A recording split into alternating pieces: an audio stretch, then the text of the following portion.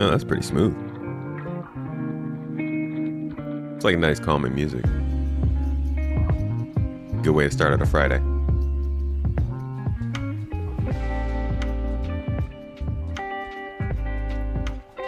Hello. Hello, my friends. Welcome in. Welcome to a lovely Friday, a lovely day. Another time to talk and chat, and hang out and do things and say stuff and all that jazz. Hope you're having a good day today, a good morning, good evening, good afternoon. I've got just like the freaking best tea. This is tomato. I appreciate a good morning tea. Welcome in, folks. Hope you've been having a good week. We've got some things to talk about today. Base building and crafting, to be specific.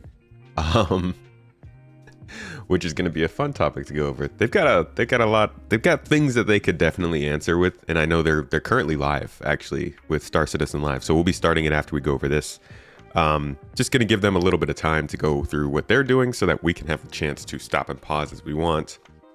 But for now, we're going to go through what they said at CitizenCon, get a little bit of an update, get ourselves refreshed, regurgitate the brain, and then we will dive in so we have some more context right before we do. Twitch, y'all are popping off. YouTube's a little quiet today. You guys doing okay? You feeling all right? Is YouTube being rude to you? Or are they throwing too many ads your way? They do that sometimes. Burger Pops, how you doing, man? 07s. Thanks for being Massa Series. Good morning to you, Perk, Standish, some Gui. Welcome in. 2 tablespoons of Turkish traditional tea, 2 tablespoons of Earl Grey, 1 tablespoon of Turkish tourist tea. It's the tourist tea that gets ya. Minecraft bros, good to see you. And Twitch, of course, holding it down. Maverick, thank you for the bit, dude. Getting us started off. Yeah, I cut my hair. Actually, Mrs. Tomato cut my hair, but I got my hair's cuts. Snipped them. You gotta let the head breathe, you know? Anybody ever go from long hair to short hair and you just like, you cut your hair and your scalp afterward is just like,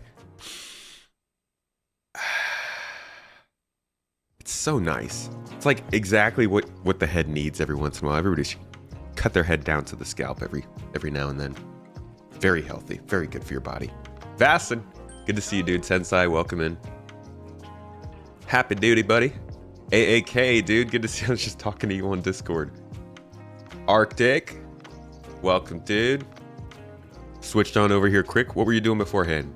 Bert the Bird. Howdy, buddy. Hot Soap, good to see you. Nolan, you went from 15 inches of hair to a shaved head and it was amazing. Oh man, that sounds lovely. Was it just time to get rid of the hair? And thanks for joining us, by the way, Nolan. Don't cut your head, cut the hair. I mean, maybe cut the head, you know. Got like a ritual or something you gotta do. Gotta sacrifice a small piece of scalp to the gods to get that ironclad.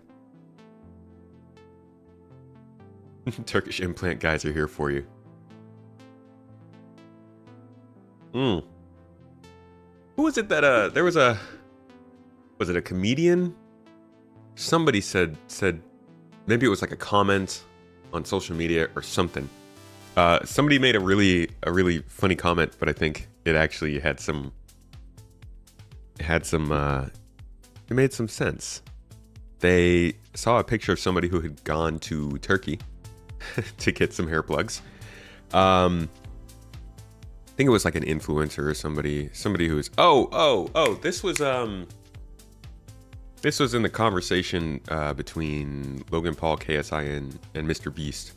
They're talking about flying to Turkey for hair plugs, and somebody was showing the results of that. And somebody said like probably in like the next 30 to 50 years, baldness will be a sign of poverty. And while I don't think that's completely true, it does seem, and maybe I'm just getting more exposed to this world, but it seems like more and more people get hair plugs and stuff now. Like it's becoming a lot more common and easy to get done. So I feel like it kind of is becoming that sort of thing that people just naturally do because it's something that's starting to be an issue.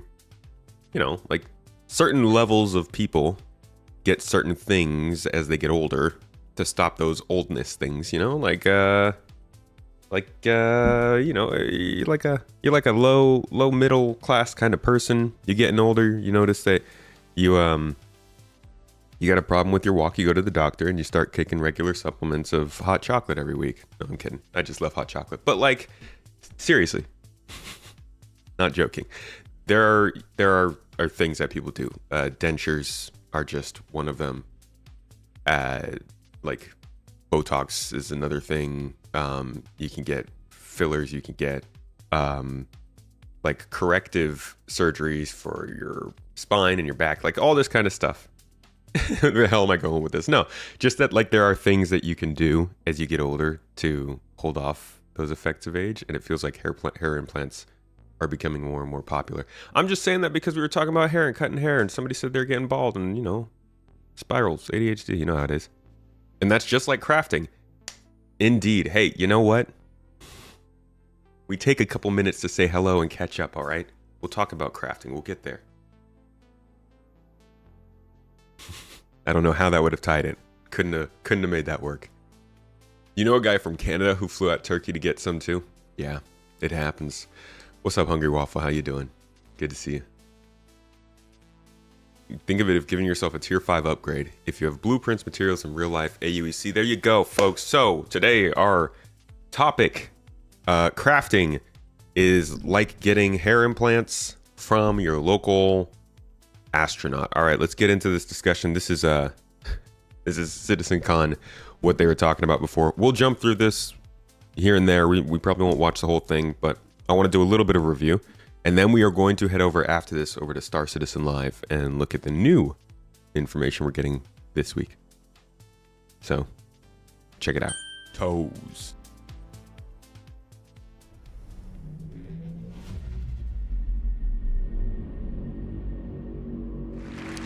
Thank you, CitizenCon. It is an honor to be here.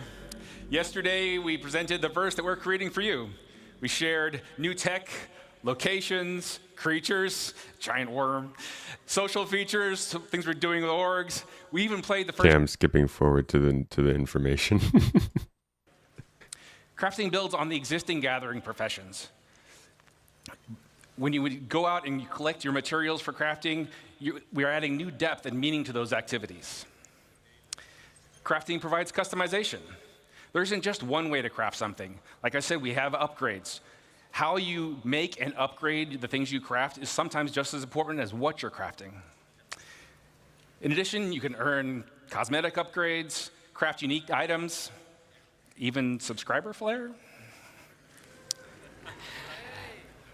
But nowhere is this versatility more obvious than base building.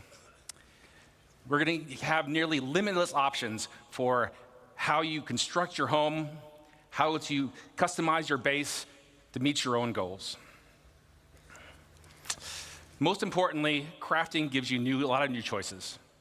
The choices will impact your goals in the game, your interactions with other players, and eventually how you see the game itself. So where do we get started with crafting? Oh God, okay. All right. Nope. That's not happening. We're not doing that today. Oh my God. Wrong browser. Here we go. To gather resources in the That game. was such a horribly timed ad too. So how are we going to do that? Ad. Well, you can't craft without materials. Luckily, we've got a lot of ways to gather resources in the game. And crafting is designed to complement and expand on all of the existing gathering professions, as well as future additions. Let's take a closer look at mining as an example. We've got hand mining and vehicle mining and ship mining. That's a lot of mining. But with crafting, we're going to introduce a lot of materials. So there's not just more to mine, but we're also going to specialize. So for instance, each type of mining will have its own unique materials to gather. Gathering specific materials efficiently will require you to use the right gathering profession. Let's talk about refining. Toes. Currently, only mining resources can be refined, but doing so allows you to turn them into more valuable processed resources. With crafting, we're going to expand refining to include options for all raw materials. In addition to expanding the variety of materials you can gather, refining lets you create process materials that you're going to need to craft your upgraded blueprints. See, we can't get this soon enough, man. This is like one of the best things. I'm going to have a podcast later today. It'll be published on Monday, but I'm filming it later today with Red Monster. And he's like really into mining. He does a lot of that stuff. He knows a lot about how the mining economy and resource scattering and all that works in the game. And people like him are hurting so hard for the materials to matter, besides just money. Because everybody just wants to go for one mineable, one quantanium kind of thing. And it'd be so nice if there were reasons to want the other materials. That's like, it's crazy how far outside of the actual profession of crafting the game will be affected by crafting. You feel like the weird one for paying for YouTube Premium? No, I pay for it. I use it on this account. I was on the wrong YouTube account at the time, and I always make that mistake. Because I have YouTube Premium on my personal account, but I usually am doing Star Citizen stuff on my Space Tomato account. So then I have to remember to switch over, and I never do. With 4.0, do I think they will have a reset? Yes. Yes, I think they'll reset reputation. Yeah, there are some other things besides Quantanium, of course. This is your most anticipated feature and will have the biggest impact on the game. Yeah, I mean, now that they've talked about it actually affecting flight speeds too and the flight model, I have a video coming out about that tomorrow. And I gotta say, holy crap, the crafting is taking up such a big part of this game now. It's kind of nuts. So now that you've gathered all these materials, what do you do with them? Currently, your only options in the game really are to sell them to a shop or maybe complete a contract. Adding crafting into the game radically changes your options. You can still mine, refine, and sell your resources, but now you have the option to make valuable and unique items, weapons, armor, even vehicles and ships. Right? Okay. What do you guys think? Do you think they should have waited to not say it? I think maybe they already mentioned you could craft ships, but do you think it would have been better to wait to say that and then do it? Because I guess they also say it here too. Because it seems like they wanted to make it a big reveal all the way up here. Wow, that was way up here. Right here.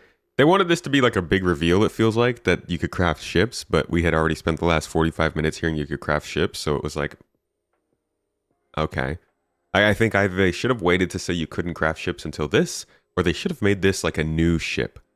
Like this should have been the Star Lancer when they opened the door. And you're like, oh! And then they, fade away and you're like, what is that? Are they going to talk more about it? And then reveal it the next panel. But instead, they just kind of kept telling us we could craft ships until they revealed we could craft ships. And then we were like, well, yeah, of course.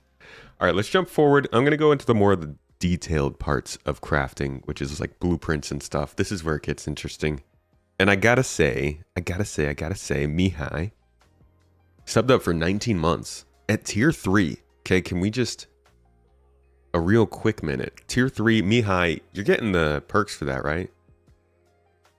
Like, have you confirmed in the supporters chat on Discord that you're getting the perks for a tier 3 sub on Twitch? 'Cause that's a lot. Thank you so much for that. Appreciate the support, man. Dutchman just finished up that Twitch baby at 9 months. Thank you, my friend. Appreciate you, buddy. Looking forward to seeing your next event you're on. TD Tap, thank you as well for the subbing up at 4 months. Good evening to you. Hope you're having a lovely day and enjoying the stream. What would be a reasonable time estimation as to when this stuff will be implemented based off of CIG's past actions? Based off of CIG's past actions is a big caveat to add to that answer. What am I hoping? Dude, I feel like I can't even seriously answer this kind of question anymore. I'm hoping that we see something related to crafting. God. Can't believe I'm doing this again, but sometime within the next year. That's what I hope. Based off of CIG's past actions, when should we expect something? Sometime in the next 3 years, maybe. Look, I've got all the internal hope in the world that like they are going to cross into some realm of faster development because they've figured server meshing out after 4.0 or 4.0 through 4.3, let's say.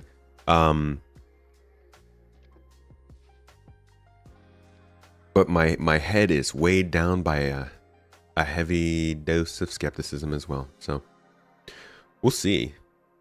But yeah, I think, you know, play it safe and say next couple of years, maybe by the end of 2026, we'll see crafting in some form. You'd rather not have marketing run the entirety of the show? You feel like marketing ran the whole CitizenCon? What's up, Insane? Not doing any 4.0 today. Before you can craft anything, you'll need a blueprint. I mean, you got to figure out dynamic server meshing, but if you're static server meshed, you can start to, you know, build out more of the game design. You can acquire blueprints through various activities. Some you can buy, some you can find, and some can be unlocked or earned in other ways. You can also upgrade your blueprints through research. We'll go into more detail about what this means a bit later. So, blueprints are the recipe, and Rick already told us the materials you gather and refine will be the ingredients. But there's a bit more to it than that. So, like, I'll be, let's say, for instance, sorry, just adding some context to what I'm saying. Let's say, for instance, that for quite a while here, they were not able to do much with resource gathering missions because the mission system was broken. And they couldn't redo the mission system because they wanted to wait until server meshing was done so that the new mission system would work with the server meshed environment. Therefore, there weren't any new missions really being added in mass because there wasn't much reason to put much work into them. So then after server meshing is figured out, even if we don't have dynamic server meshing, they can still start to push missions forward because static server meshing allows them to do that. Because that's what they figured out. That's what I mean by it being blocked. Not so much that there's a new goal or anything like that. We have a new concept for materials, material quality. I hope that made sense. Quality is a property we're adding to all resources you can gather. That's an abstract measurement of how good it is at being whatever it is. You can think of this as the purity of a metal, or the ripeness of a fruit. Dude, that's a sick-looking pearl right there. Gross. This quality will be carried forward from raw resources through the refining process to influence what that batch of materials is best used for in crafting.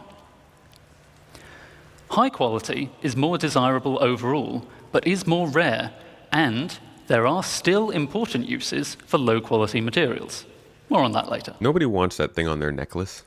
Tongue. All materials you find in the verse will have a quality rating that's generated based on some rules. The same kind of rules you heard about from the Planet Tech team yesterday. You'll find the same material in many places, but with varying qualities, so you might want to explore to find the best. Some materials that are already rare will be even more valuable if you can find them with high quality. To be honest, we talk about wanting to be able to use mining as a way of making more than just money because crafting makes the minerals matter. This goes so much further. I honestly wasn't really expecting quality of the resources, but now you could be like, well, we're looking for gold, but only this type of quality of gold. So now not only are you trying to eliminate all these other minerals that may or may not sell for more money, but you're also eliminating a certain amount of the mineral you're looking for because you need something hyper-specific. And we don't know how far they could go with correlation of these types of things. It could be to the point where naturally gold of high quality occurs in caves on certain planets, and you can, and some players will have figured that out because they've done so much exploration. That's the kind of game that I want to see. That's the kind of freedom that I would love for them to continue to work into this game, is like they make this game environment fill itself with all of these different variables, and they allow it to go crazy with them, but be systemic about it, and then they just set us out upon it and let us figure out how it works, and let us exploit that to an extent. And this kind of resource quality sort of thing works for that. But I do hope that that's, you know, it's more open-ended like that and not so tunnel visioned on one use case or one need. You hope we can increase the quality. I don't see why not with refining, yeah. With additives and stuff like that. Will they give us a passive resource collector? I think base building will have that, yeah. You will have to still kind of keep maintenance up on your base, much like you would have to with ships. But it will be, and to an extent, a passive resource collector. If you can find them with high quality. But what's quality for? It's for item stats. Alongside quality, we're introducing a new item stats system to the game.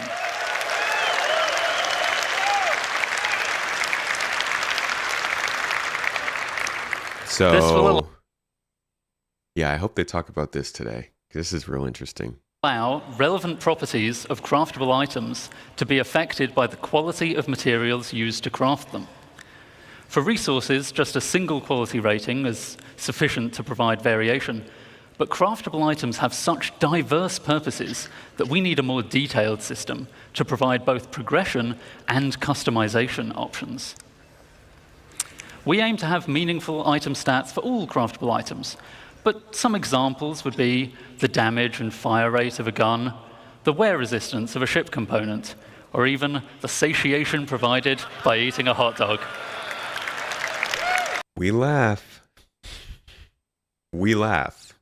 but survival elements, not an alien term to these folks. You can already see it to some extent. You think giving some large ship PDCs would be good or bad for the game? I think it'd be good. I think it could be good or bad. It all depends on how they balance around it. Like, they could make it so the game doesn't need PDCs. They can make it so it does. I think it would have benefits and consequences on both ends, but depends on what they want to do.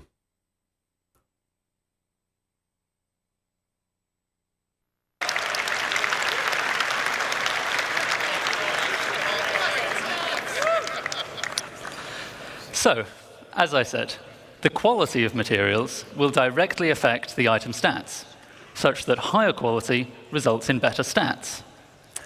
Most items require multiple different materials to make, which may each influence different stats. And in many cases, you'll have a choice of materials to use, which lets you decide which stats to focus on to tailor your items to your playstyle. Here we see I'm making a gun with high-quality aluminium, giving me a nice bonus to integrity and weight.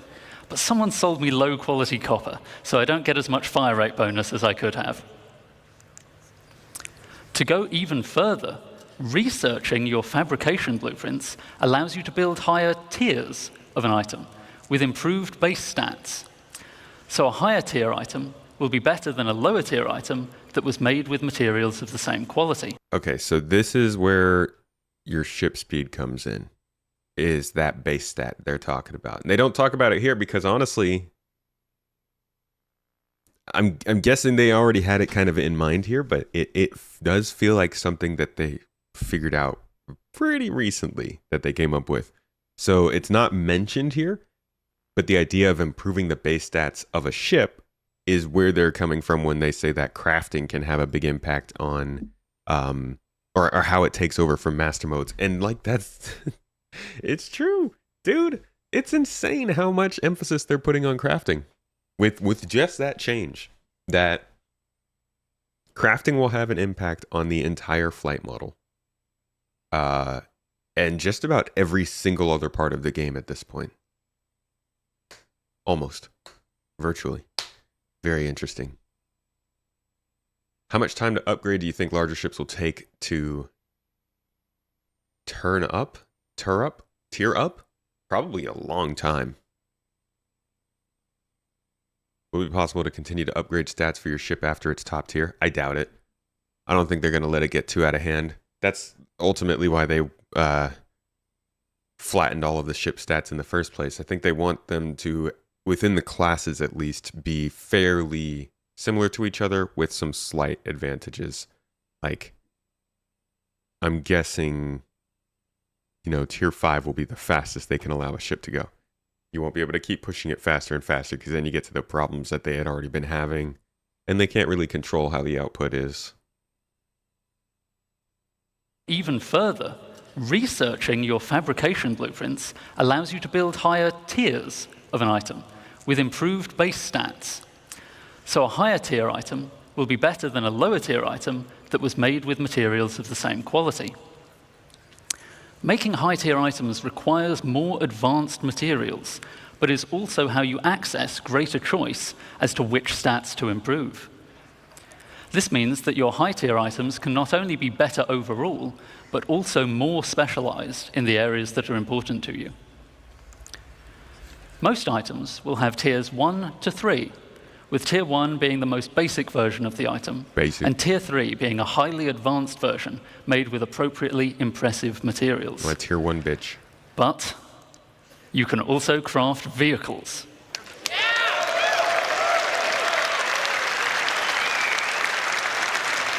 See, there's the big moment, right? Everybody's cheering and stuff. So when you reveal it later, everybody's just like, oh.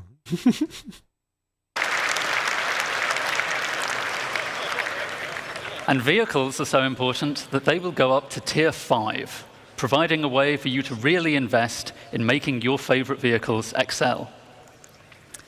Of course, many of you have already bought your favorite vehicles, dude. So you don't really need to make them from scratch. The balancing that goes into all this is going to be insane. Pirated, salvaged, or otherwise commandeered a vehicle. I thought their biggest problem was going to be the ship gold standard. Maybe it's just the ship balance. This is going to be crazy. You can still benefit from crafting by using an upgrade blueprint to increase the tier of an existing vehicle, including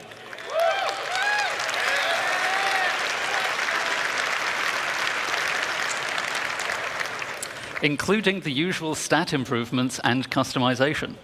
See, one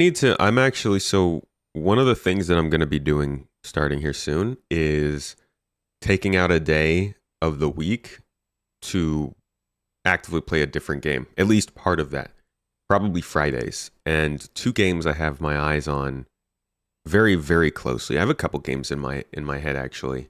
One of them is Elite Dangerous, because I do need to get an idea of how the engineering in that game worked. I've heard a lot of complaints. I've also heard that things are, picking back up with that game, and maybe I want to check it out, cover it a little bit, do some streams here and there, a couple podcasts.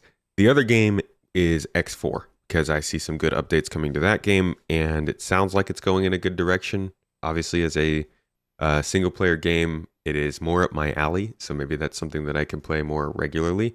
Ultimately, I want to be able to look at more space games, possibly more games in general over time, but yeah, I gotta try out Elite Dangerous so I know how the engineering was, because people say some things about how that gameplay was received. Civ 6? Well, me and Mrs. Tomato have been talking about getting some Civ 6 games started. That's like the 2 games I play regularly are Star Citizen and Civ 6. It's really freaking strange, but we will probably be streaming some Civ 6 at some point soon. Don't know if it'll be on this channel or our other channel or both or what, but we want to stream some Civ 6, and then obviously when it comes out, Civ 7, because super pumped for that. But yeah, the other game besides Elite and X4 that I'm going to be checking out next year is Jump Ship. That game looks like a ton of fun. Is it that? Is it Jump Ship? There are 2 games. There's one that's like a space game, and then there's another one that is kind of like, I want to say almost like Deep Rock Galactic, but in space, where you're playing as like a 4 or 3 person crew on a spaceship and you're going and running missions. I think that's Jump Ship.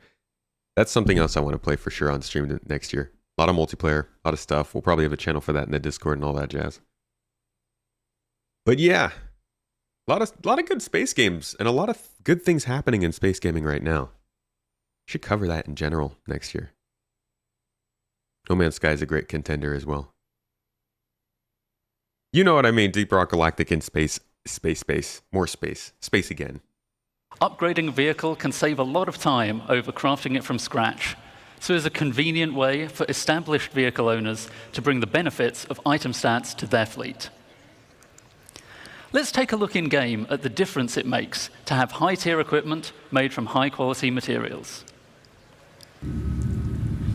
See how the recoil is reduced on our high-tier gun. Man, this is just going to make people want to lose their loot less. Spooling is faster on I a guess it's a high-tier good quantum thing. drive.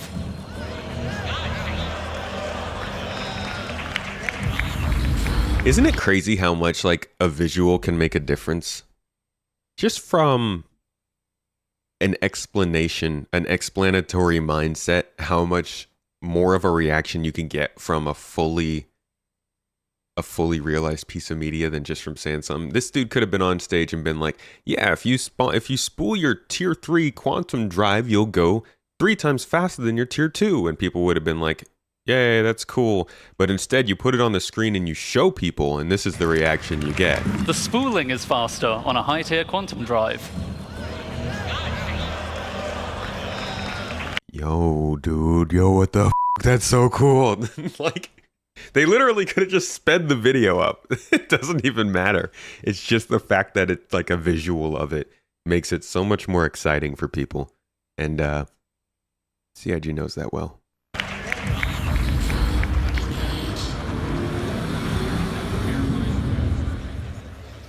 And a high-tier scraper beam is much more effective.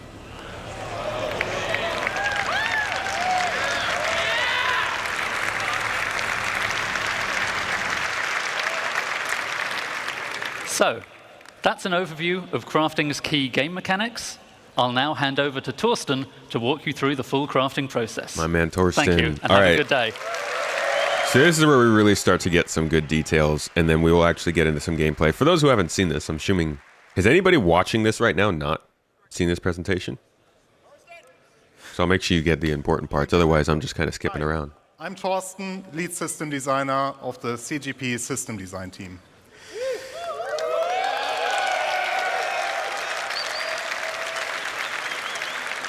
Okay, you haven't seen this? All elements of. All right, I'll make sure you guys get the important parts in before we jump into the Star Citizen Live today. Thanks for letting me know. Crafting looked at individually. Let's bring them in order how you, as the player, will experience the crafting profession. You will start with acquiring the correct blueprints as the first step in the crafting process. As Jacob already mentioned, blueprints can be acquired in multiple ways. Let me give you some examples here.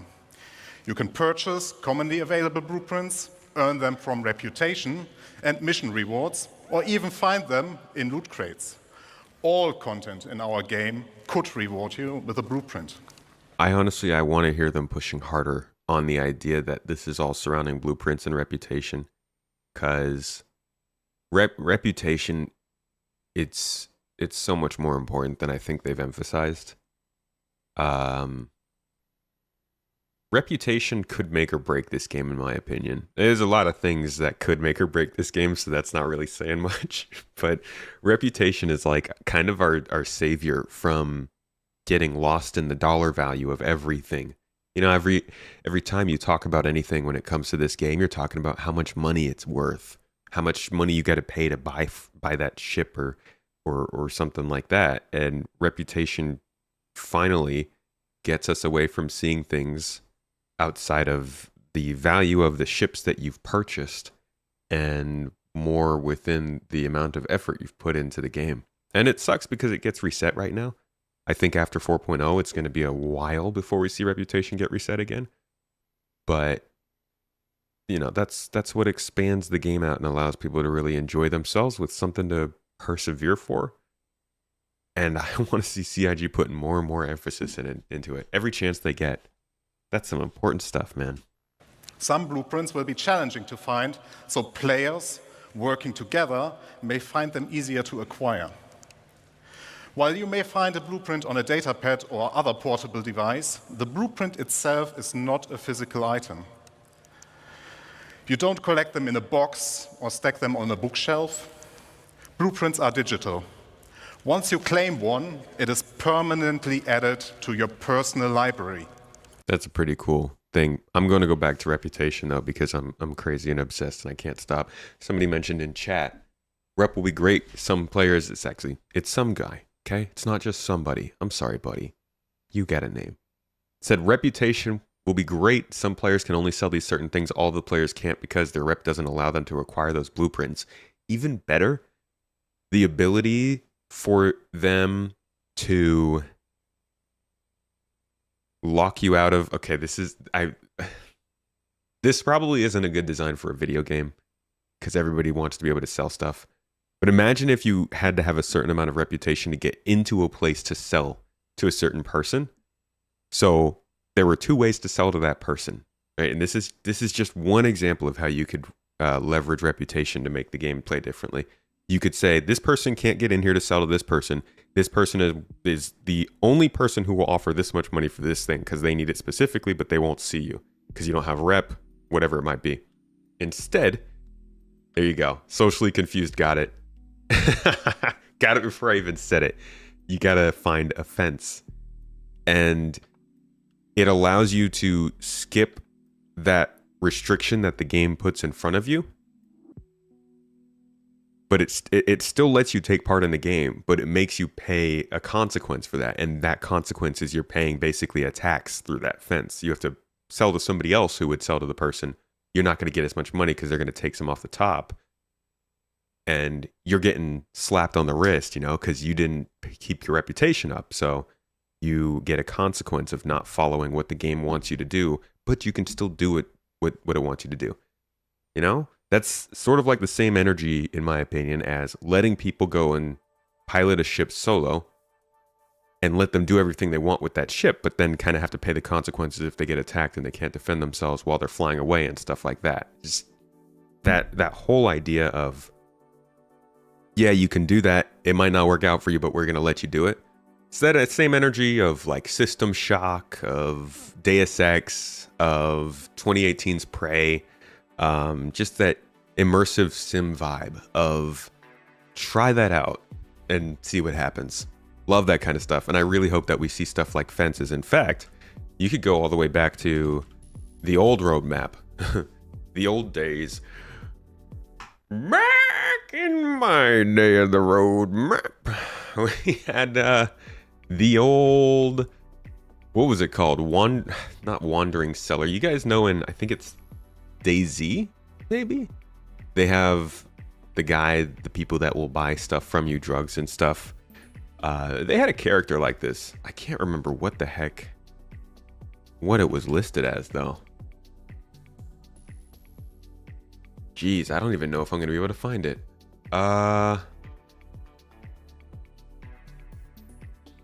Anybody know what I'm thinking of? Come on, I know somebody's got it. Thank you for that werewolf. Appreciate you. Ooh, there's Wandering. Here it is. Holy crap, we found him. The goods dealer. Description reads here, the goods dealer is a new roaming vendor AI behavior that brokers illegal products. Located mostly wandering around shadowy and secretive areas, this dealer trades without a license or permission and is always on the lookout for security. Yo, CIG, where the f*** is this? Please. I think this is something that they had planned for Pyro way back when they thought Pyro was going to come out at a ridiculous time in 21 or 22. And I think this was supposed to be somebody who is in Pyro. Don't know what the heck happened to it. Don't know what's going on with it. But that could be a fence, right?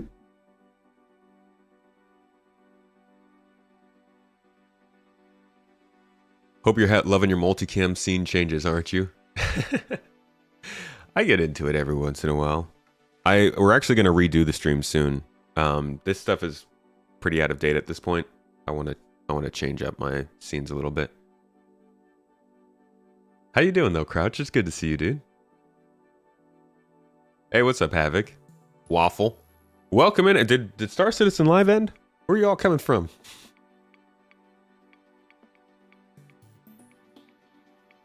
in Grimhex. I don't know if this is supposed to be in Grimhex. I mean, there's definitely people that you can sell to in Grimhex, but this to me gives the energy of this is somebody you can find randomly when you're walking around a system, and they'll have an inventory that you can buy and sell from, which I think is a fantastic idea. But if you asked me right now if I thought the game was ready for this, I'd say no. I would think we wouldn't see anything like this until we had an AI ships flying around and you were able to hail an AI ship, dock to it, go aboard and buy something. So AI controlled Kraken privateers flying around in the system. If you found one, you could either attack it and rob it, you could go in there and steal something, you could try and take it over, or you could just land on board and buy something. And depending on what you do, the certain types of NPCs will spawn to accommodate that gameplay, whether it's security or other store shop patrons. But I don't see an AI that roams the game and acts as a vendor right now, because there's too much land to roam for it to be on foot, and for it to not be on foot, AI controlled spaceships would need to be flying around, and they don't. So yeah, I don't see that coming. But this was all based on the idea of fencing and reputation, and we are so off topic, so we'll get back to crafting. I am sorry. This library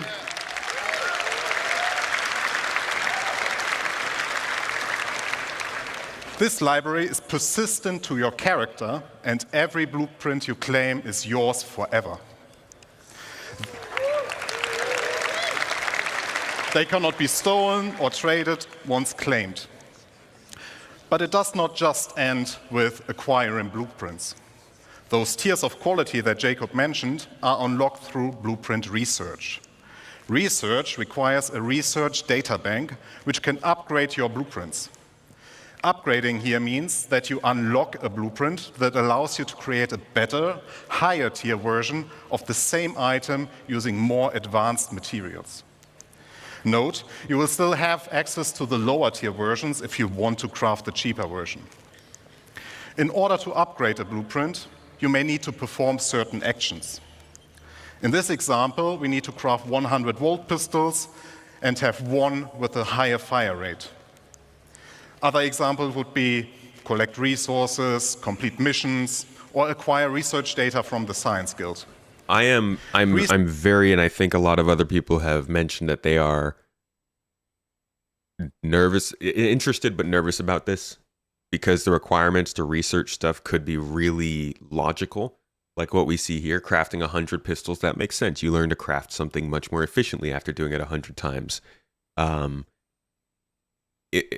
Using a gun in a certain way, let's say if this gun had lethal and non-lethal mode, and this optional requirement here said eliminate 5 players using non-lethal methods with this pistol, the reward down here then would be your research grants better recharge when using non-lethal shots, that kind of thing, you know? Like, you're getting specific specific improvements on your items and ships based on the thing that you do. Almost like how stats worked in GTA San Andreas, or how they've talked about stats working in this game. I think the research only makes sense if it works in that way. Otherwise, they could go down a very gamified kind of path for this that I think would probably be annoying to a lot of players, but honestly would probably be celebrated by a lot more. We've got some very varied opinions on how the game should develop at this point. In the current 4.0 build, a lot of these outposts have main hubs and outlying at locations still nearby. Yeah, maybe that's working between there.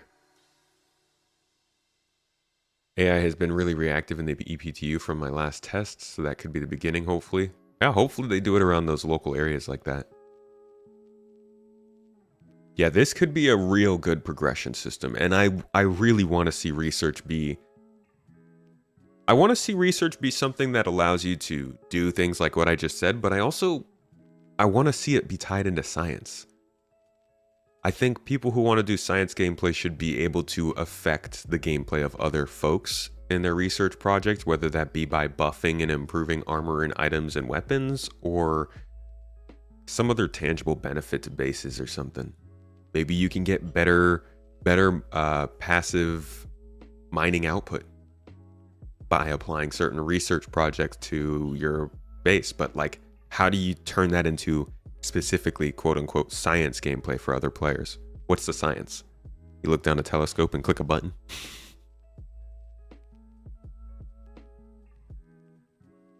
Since they said they could craft the armor and weapons from the subscription store, would locking those items at a certain tier prevent pay to win, requiring people to unlock? Yeah, and I think that's probably what it's going to be. I think that anything that they've sold through the subscription store as money will be something that's probably a little harder to get in game. But ultimately, I think everybody who has spent money on something in Star Citizen, and this might sound rude, I promise I don't mean it as rude.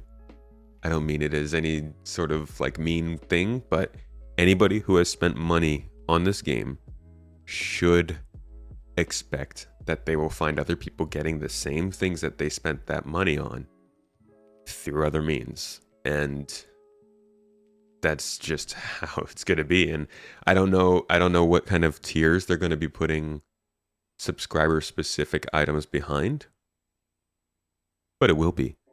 To be quite honest, and we've talked about this on Inforunners, looking at it from the other direction, the stuff that people can earn in game to some extent is devalued in its view because you can just buy it with money, depending on how you look at it.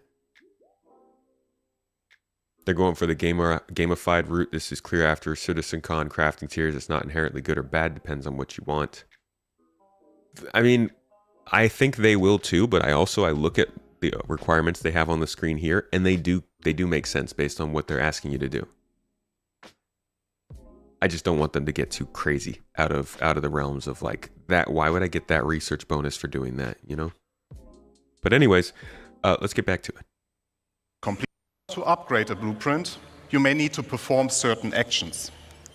In this example, we need to craft 100-volt pistols and have one with a higher fire rate.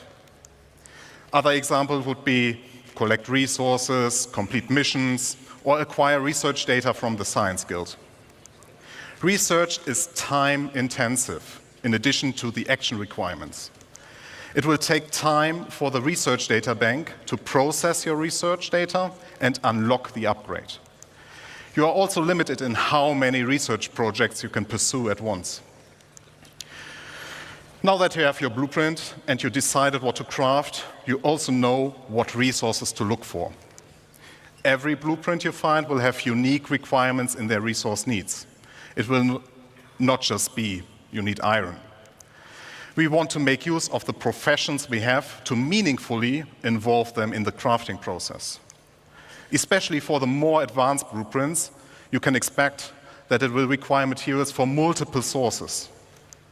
And, as already mentioned by Jacob, pay attention to the quality. If you want to have the perfect item, you also need the best quality.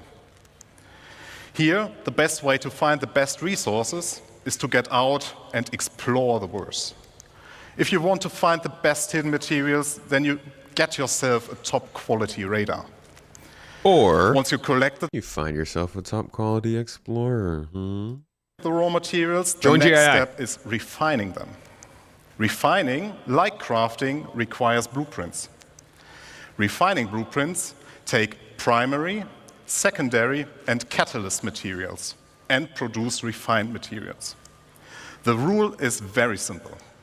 The quality of the primary raw material defines the quality of the refined material. The secondary material you put in has an impact on the quantity and the time the refining process will take. An optional catalyst can speed up the process further. Let me give you a simple example.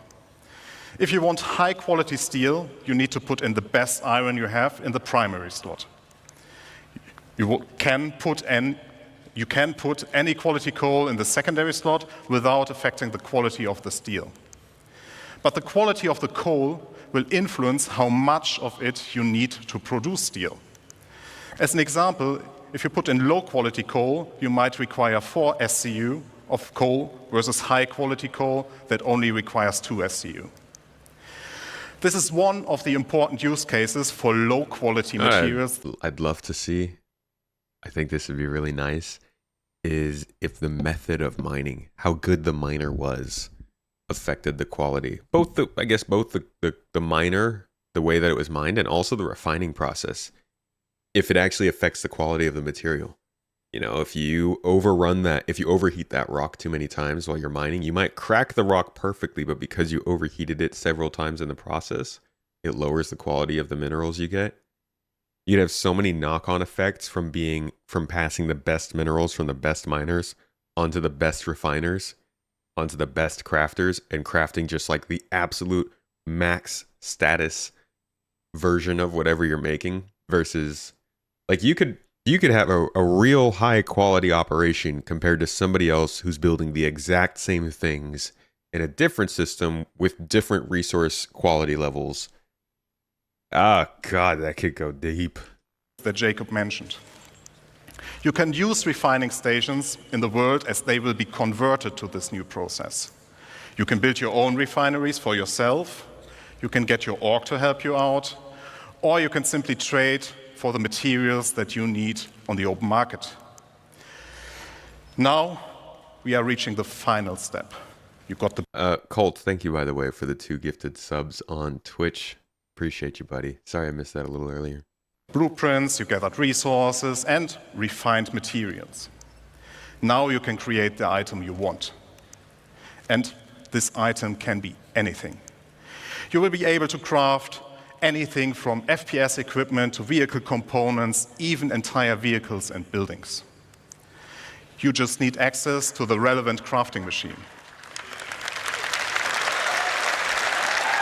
Watch there be one crafting machine, that's it. You just need access to that one single crafting machine. We will have a variety for you that differ in what process they can support, like a refinery or a dedicated vehicle crafting machine. We will also find them in various places. There will be communal ones like the station refineries you already know, player-owned that can be in your personal hangar, a vehicle, or your base. As all that we have talked about just now, these crafting machines also come in tiers. Here, the tiers will affect how well those machines do their job. You will not only progress in the products you produce, but also in the infrastructure to produce your wares. Just to give you an idea what you will encounter, here are some examples of the crafting machines. There's the nutrition fabricator, the chemical fabricator. And for some reason, when I hear the words nutrition fabricator, I just think of a machine that can very quickly package granola into little breakfast granola bars for me.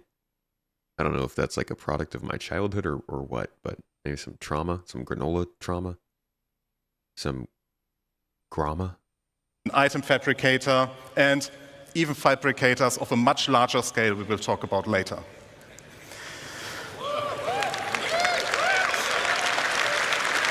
Tramola. Talking about scale, I would like to talk about the future of crafting and the scale it will have in the game that you all know, and how it will change the game moving forward. As you all know, we have a lot of items in the game, and they all require their own unique blueprints. That means our aim is to have more than 1,000 blueprints that include the creation and the refining blueprints. And each of those can be researched to unlock tier upgrades up to tier 3 or tier 5. That's a lot of blueprints. And it will surely take a lot of time to unlock everything. So I, personally, recommend that you, as the crafter you are, focus on a specific field first and extend your knowledge from there. Collaborate and coordinate with your friends and fellow players. If you are part of a group, we invite you to share responsibilities with your org mates. Maybe you will be the FPS crafter while your friend is a ship crafter, but they know a ship component crafter specialist. There's a lot of content, and it will continue to grow over time. They gotta, they got some proving to do here in terms of like what makes you a specialist. Obviously, looking for the highest quality materials is good. That seems like a big part of what makes the crafted materials better is the quality, but is that all that makes you a specialist? Is, I guess, the research also really comes down to the blueprints and the materials, right? Or am I missing anything else that you can do in crafting it itself specifically that makes you more of a specialist in something? Friends and fellow players.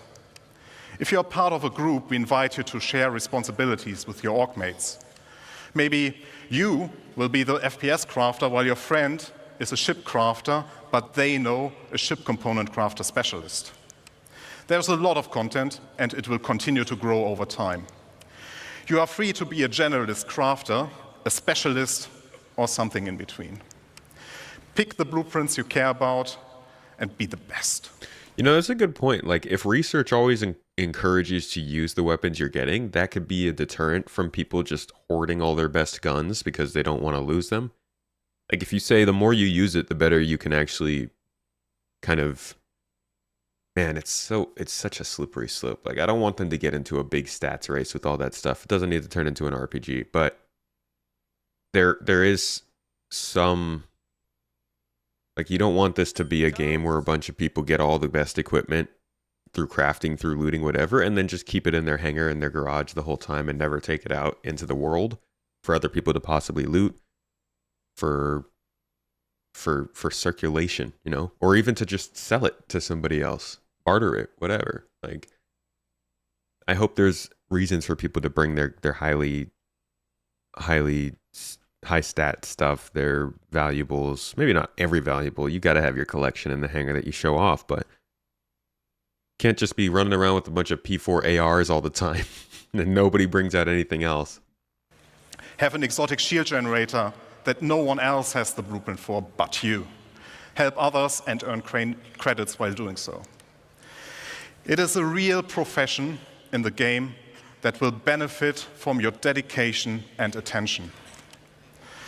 As you can tell, crafting will have a huge impact on everything in the game.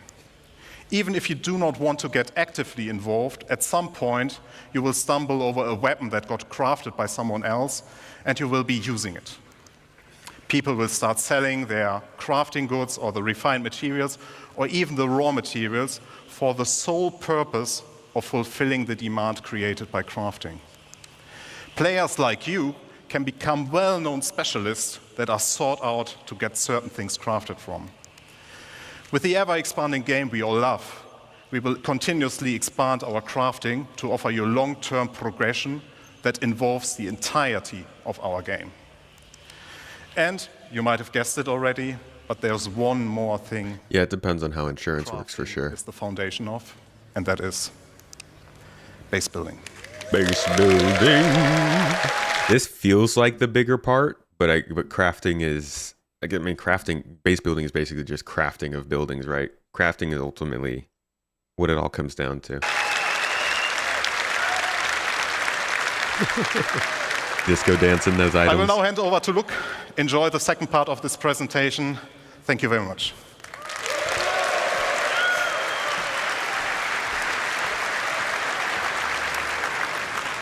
Well, good morning, citizens.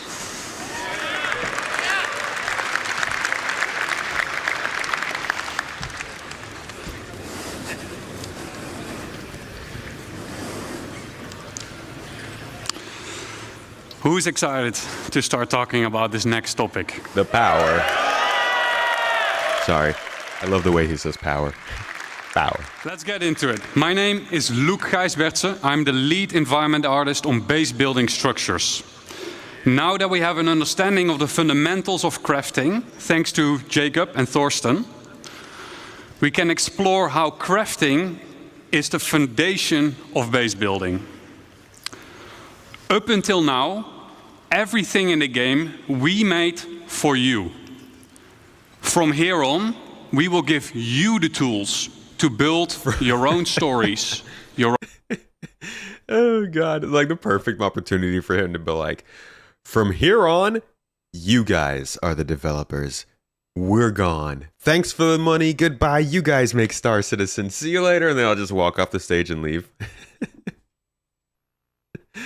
It just sets it. I don't know. It's just Everything in the game we made for you. From here on, we y'all building the game. will give you the tools to build your own stories, your own homes, and truly make the universe yours. Join me on a journey on building our own habitable home on Pyro. Keep in mind that the following footage is work in progress, including its UI, design, and visuals. And we're super excited to share this with you.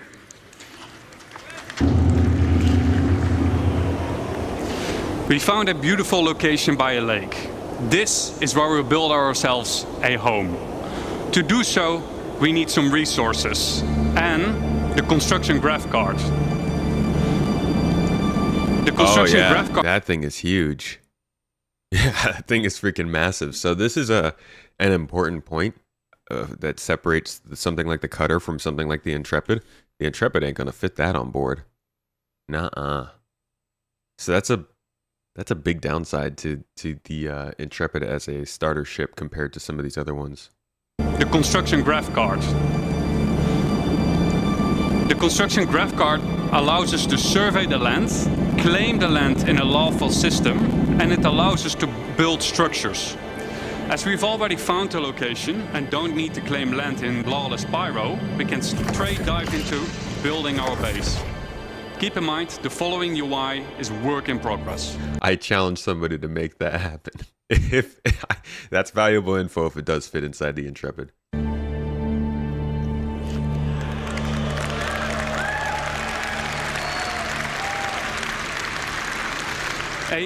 Oh, that would be amazing to include the name of the crafter with the item Arctic Wolf. That's a really good one.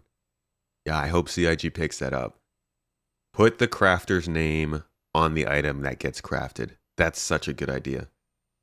Survey drone that deploys from the top of the card gives us a controllable augmented view of the land. In the new structure mode, we'll pick a small basic structure and hit construct. For this demo, the construction will be instantaneous, but in the final product, this will take you quite some time.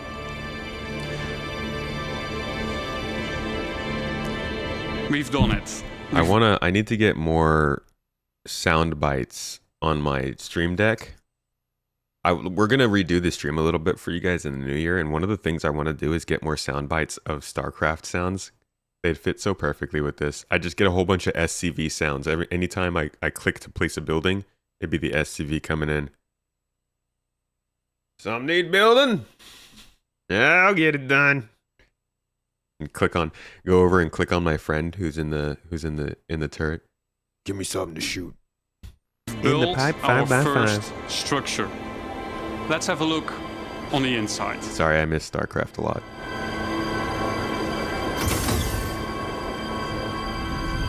And this is SC. As we walk into the small basic structure, we see an empty interior that is dimly lit.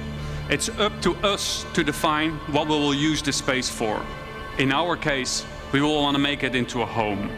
We can see that the lights are still off, and that is a problem, because no lights means no atmosphere, no breathable atmosphere. So it's not ideal to live in. So how do we solve this issue? We can improve this by providing the building with power. Let's see if we can build something that helps us out. It's a nice area, honestly. I'd vacation there. I think maybe a couple more infrastructure, like a bathroom, maybe like a spot over here for like a brunch. A couple tables right here on the water. That's nice. That's not bad. I'd take a day or two out here, get away from the people. Probably we'd head out there during Eid. Sit on take our spaceship out to another planet. But before we dive into more building, let's take a quick moment to enjoy the freedom that the survey drone provides us with. We do need some hot tubs here. For our first structure. And I wonder what Declan was up doing there. Keep in mind that base building is still work in progress, but what you're seeing right now has been recorded directly in the client and works seamlessly between first person and the building mode. Okay, enough. Back to base building. In the list of new structures, we see a small fuel generator. That is something that could solve our problem, I think. Power providing structures need to be hooked up to other buildings inside construction ER mode, but we'll explain this later. The fuel generator is one. So you get a lot of terrain deformation. They don't really point it out here, but you can see he's translating it in the Z direction up and down into and out of the ground. So you're gonna have the ability to transform the terrain quite a bit. I'm wondering how extreme that is though. Can you place a building kind of next to the water and it'll make it almost crop out over the water, or will it just say you can't place it there? What kind of extremes can we get into? Can I do some base building on top of a mountain? How much is it going to let me do there? I think it's cool. This is a much more in-depth base building system than I thought we would get. I kind of thought that it would all be very rigid prefab stuff that had to connect in a certain way. I didn't think it would be necessarily freeform placement like it is. I also wasn't sure how much they were going to tie power management into it. We knew that we would have some level of resource management in base building, but as you'll see here in the next couple minutes, they go much more in depth with it than I was hoping. Yeah, in a mountain would be sick. Imagine if we could go underground at some point. Rum Bandit, thank you for the Prime sub. Appreciate you. To other buildings inside construction ER mode, but we'll explain this later. The fuel generator is one of several structures that provides power, each with their own benefit and drawbacks. Fuel power is quick and easy to build, but it requires a constant supply of fuel besides its regular maintenance. If a structure is not maintained, it will halt its activity. Players will need to maintain fuses to keep the building operational. So there's somebody asked earlier if we would have passive resource generation. You will. You'll be able to set your base up. It can do its mining, and you can fly off and run some missions and do some stuff on another planet while it's generating, filling boxes and putting them in a cargo hangar. You could probably even send people a mission to go and pick it up from your hangar, pick up that cargo, take it somewhere, sell it, and ship you the money. All of that without being there, right? I imagine that's kind of the way that they've been building this, that you're essentially going to be able to run a company and do everything you need to in order to do that. But somebody is going to have to be there to run some regular maintenance on these machines. I doubt it's like you're going to have to come back between every mission, but maybe 5 hours of running nonstop. You might have to come back and double check the fuses, make sure things are all good. Or just like you're hiring people to come pick up that cargo to sell, you could also hire somebody to just go check the fuses for you. The goal that they should be aiming for, in my opinion, is build the gameplay so it's the same way whether you're doing it or somebody else is doing it. Just allow the ownership to change and an easy transfer of goods and items to happen. As long as that can be done, you don't have to be at your base to do this stuff. You could just find somebody who's in the immediate area who's got a high rep, or even a friend you know, and throw them a couple bucks to go check on things for you. It's the way I see it. But I've never designed an MMO, so maybe that doesn't work. Zerb, thank you for the sub as well.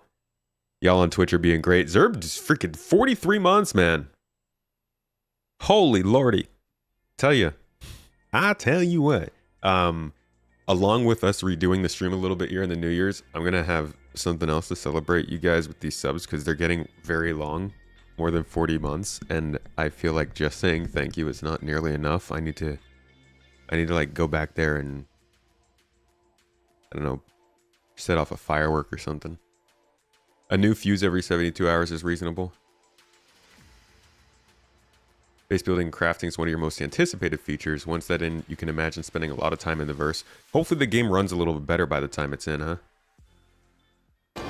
The better crafted fuse, the longer it lasts. This is where the fuse goes on this building. And there you go. Better crafted fuse. So you get better resources mined, better resources refined, better resources crafted, made into better fuses. Your fuses run better. Your things run better. And you have to replace them less. So on top of the fact that your ship might not actually require that much maintenance if you're not using it terribly, you could also buy higher quality components and fuses, and your ship would last even longer without you having to take part in that engineering gameplay. As long as they keep sticking to these methods of getting around the gameplay that people see as being annoying or tedious, then I say keep including that gameplay as being somewhat annoying or tedious to those people so that the people who want it can have it, and the active deterrent is also there to help push the game forward.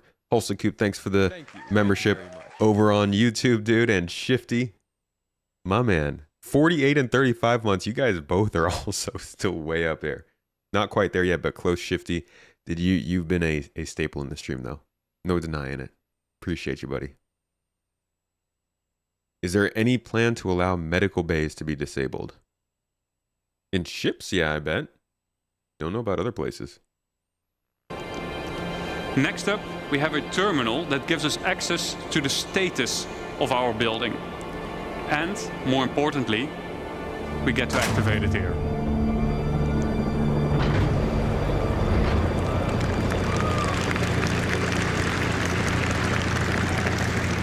That should do it. Let's see if we got power in the building now. As you notice, some of the crates in the background have disappeared as their content has been consumed during the construction process of the buildings. And it looks like Declan is now hooking up the power to the building. Yo, Feathers, thank you for the membership as well at 16 months. Is it too early to break out your Luminalia tunes? Dude, both my sister and my wife be playing Christmas songs as early as like September. I think you're good. As we can see, the lights are now properly working. We got atmosphere, and we can start to use the item fabricator now that there is power. Always handy in case we need a fuse. Let's have a quick look at what we've done so far. We've decorated the place. We made it our own little home.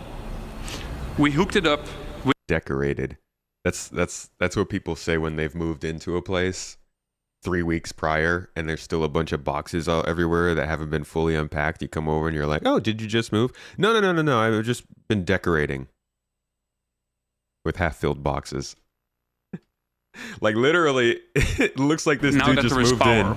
Always handy in case we need a fuse. Let's have a quick look at what we've done so far. Like you got a couple things over here on the windowsill. I'll give you that. There's some stuff here, but you We've got boxes decorated everywhere. the place. It's like just supplies strewn about. It's like we've decorated. It looks good. We made it our own little home. We hooked it up with power. We'll be watching Star Citizen Live after this. We have a place that we can live in. It might not be much, but I think it's just enough to call it a home. Thank you. Luminalia should be starting, I think, next week. Dude, isn't it cool, though, the idea of the survival possibilities in this game if you maybe don't have fuses and stuff planet side? You need to figure out how to get your ship in working order and get away. Some of the specifics of what we just saw. The construction graph card is one of 4 devices used for base building. The graph card is a mobile device that lets you construct a variety of small structures and has been designed specifically to fit into the smallest ships, like the Drake cutter. The graph card allows us to survey And then 2 weeks later, they release a smaller ship. Oops. the land to find a good location, to claim the land with credits when we're all in a lawful system, like Stanton, and most importantly, it lets us build structures. To use the graph card, we will first need to deploy it. Once deployed, we see 2 small construction zones inside the card, and the interactive screen gets revealed to us. From here, we can deploy the survey drone from the extended top part of the card. All right. Put your bets in. Do you think there will actually be a physical survey drone that you see leave the top part of this cart and like people can watch you like from the ground, watch that as you move around and figure out your base? Or is it going to be just kind of nebulous camera like the inventory system is right now? Yeah, you guys, you believe they'll do it? I think they can. I hope they do.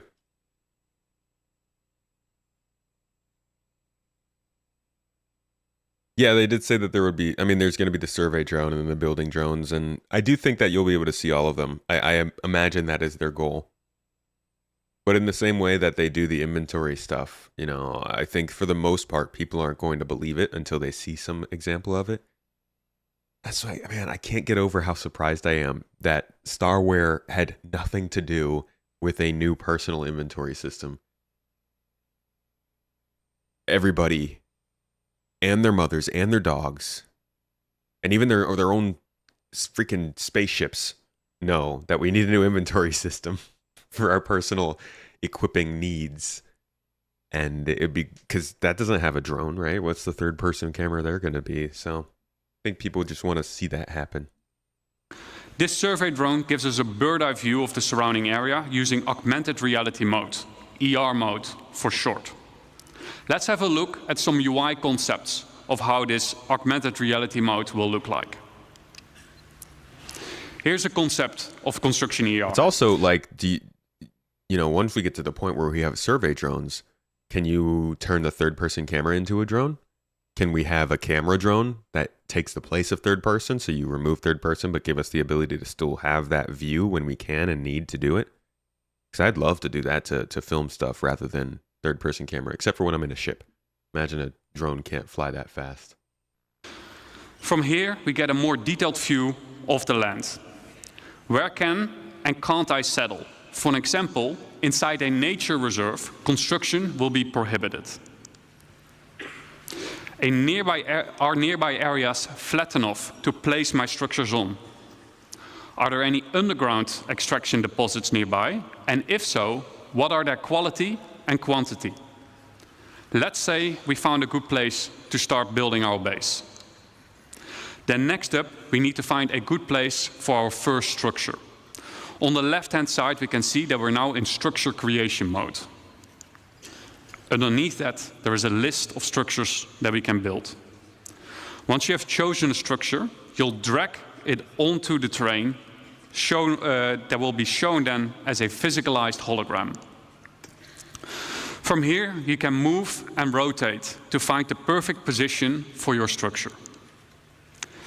Now that we have chosen a position for our structure, we will need to supply it with crafting materials. Just really interested in the base statistics here in the top right.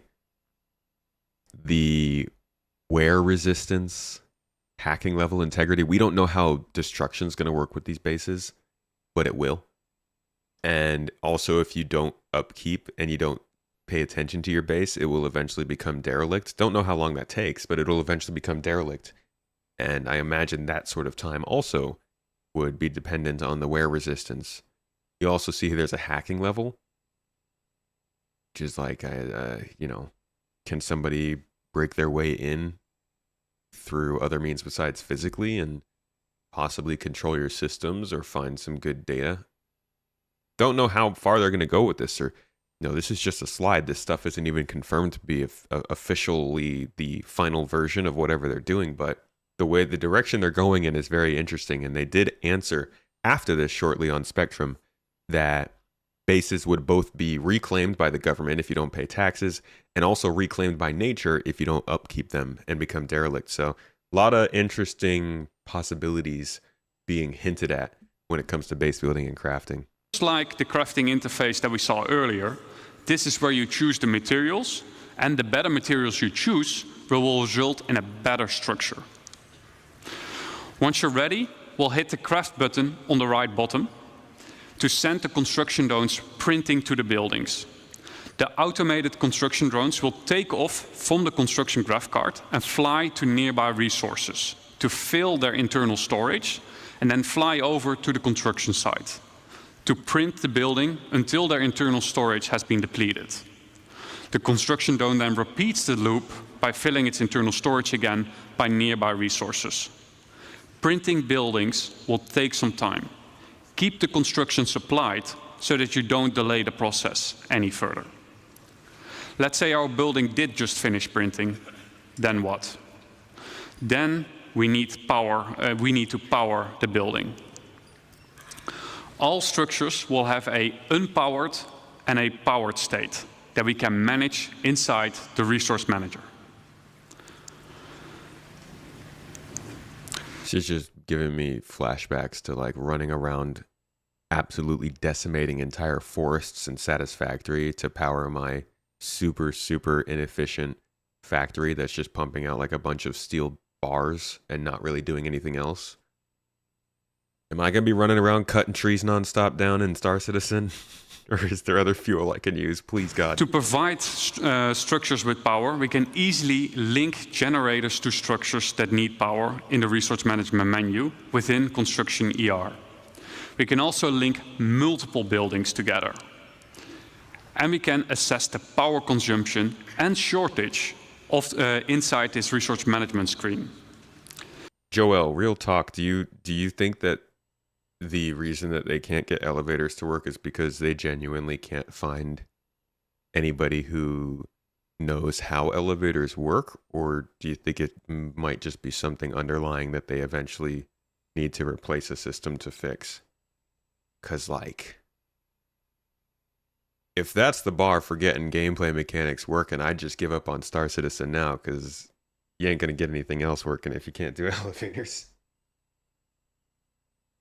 How long do you think it'll take to get through all the 4.xx patches? Do you think that patches will be them adding Nyx, Castra, and Terra, or will we see 5.0? I don't think there will be a 5.0. I think we will spend 3 to 4 years, hopefully, in the 4.0 branch of patches, and then we will see a 1.0 launch. I would be, what the hell, Google? I would hope it's not 3 to 4 years, but, you know, let's start with that. Keep in mind that operational structures, like power generators, require maintenance of their fuses and sometimes need supplies coming in and going out to be managed. Now that we have a structure and power, what can we do next? Then we can actually upgrade our structure. Structures can be upgraded from tier 1 till tier 3. The better material you provide, the better the improvement will be. Just like Jacob and Thorsten explained in the crafting presentation.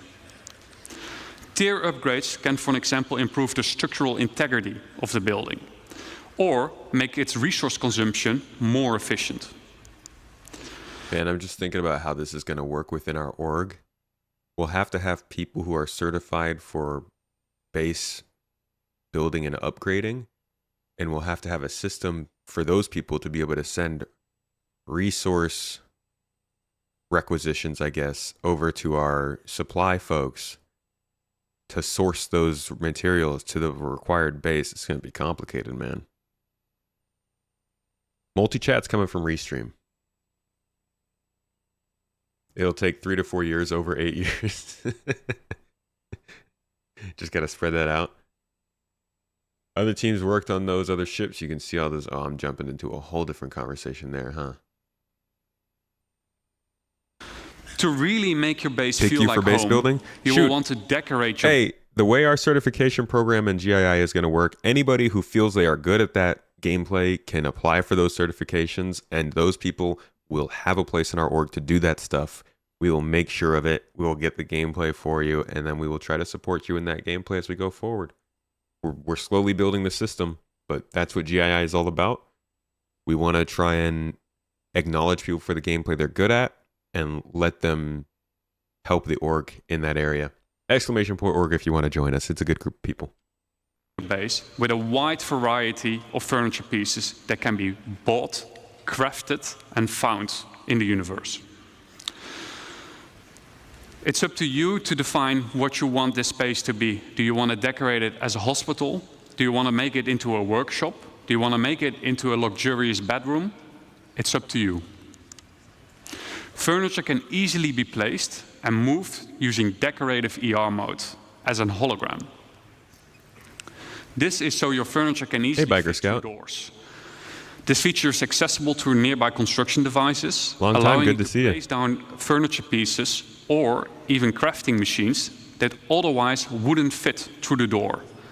And you get to place them directly from your local inventory.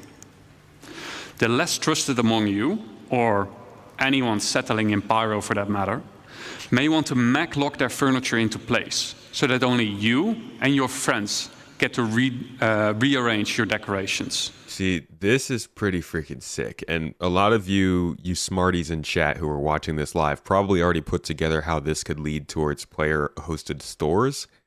But a system like this is great, especially when they let us use this system on spaceships. It's the kind of thing you can do in No Man's Sky when you're setting up your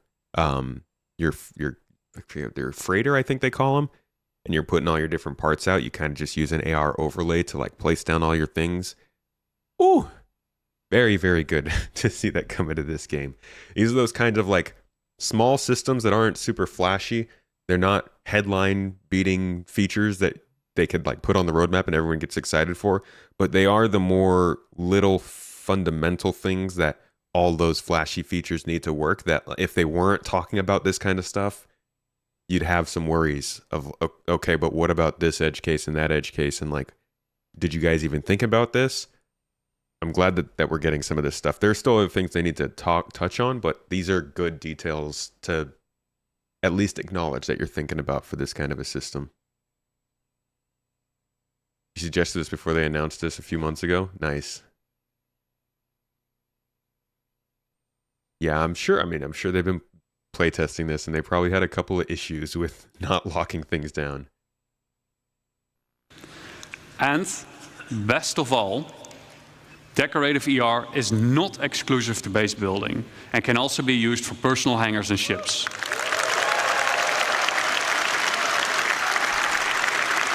Yeah, that had to happen. To recap, what are the essentials for any base? 1, come prepared, bring the right resources and a construction device with you. All right, with the recap, we're going to jump forward to watching this actually play out in a larger environment. This is sort of showing the kind of mid-tier. So we saw some early base building before with that single building. This would be more mid-tier kind of stuff we're about to look at. This is what I would be hoping we would see in the next 18 months. The early stuff is good. I think that's a given. Well, it's not a given. I think that's most likely, we'll say. This stuff, though, is what I really want to see them stretch to make happen. Ourselves a goal before we do a This video. is when base building starts to get real interesting and actually useful.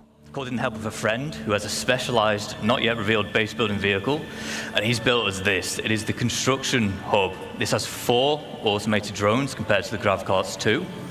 They can build small, medium, and large buildings. So far, we've only seen small. Automated drones are capable of building 1 structure each simultaneously, so 4 is quite a big advantage.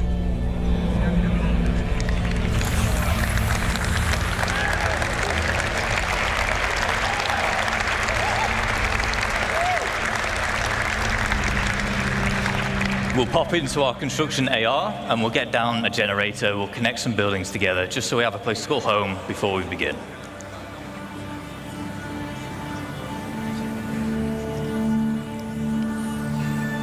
So I wonder what obviously we have a truck that drives resources out to a building to build it, right? And that's what the drones are connected to.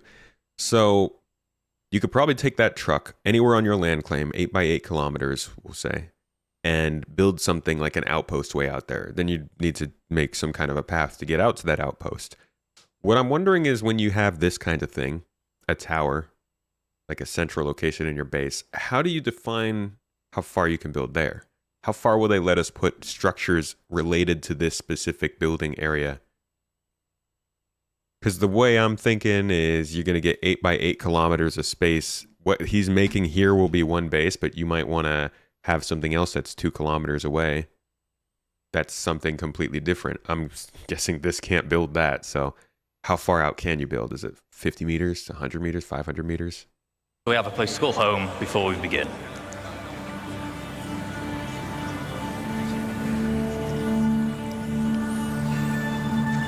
All right, there we go. So we've settled on one of the brand new underground resource deposits, and we're about to exploit it using this. It is our extractors. This particular one is a large, solid extractor. We'll also have... I also hope they confirm to us that we can take advantage of underground resource nodules with ships. I know we came with the Pioneer, but one of the original concept art pieces of the Prospector was doing just that. This is a huge one. People really like this, and like they want to be able to do this when you're mining. You know, you want to be able to find a ground deposit in the planet and not have to set up a base, but still just have your org or your group of people, or even just yourself, returning to that deposit over and over the course of days or even weeks, because you're the only person who knows about it and you kept it a secret. And I can see that totally happening with ground deposits like this. I'm not sure how they would be able to do that with the way that mining currently works with rocks, because you'd have to spawn in a bunch of rocks or have them keep respawning. This way, you don't have to physicalize that stuff. You can just continue to pull the stuff out of the ground. So I hope that we can get that kind of gameplay going, because finding unique ore deposits is a cool part of exploration and mining as well. Yeah, need some better scanning functionality for sure. Have liquid and gas depending on which type of deposit that you've settled on. We have our output grid here, where we're getting all the brand new resources up out the ground.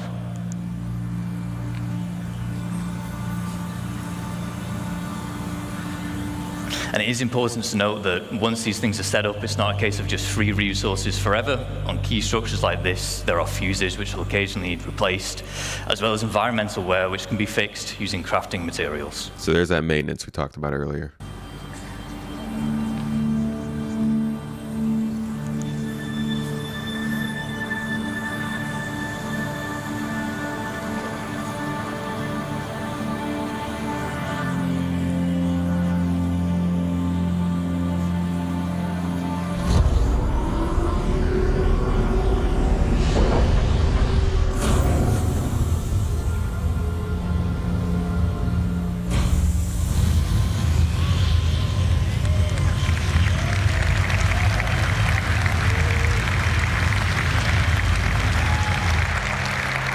Now we want to turn those raw Definitely need resources into more markers that are valuable permanent, refined materials. We saw and the they need to be process able to of be our shared. Thorsten.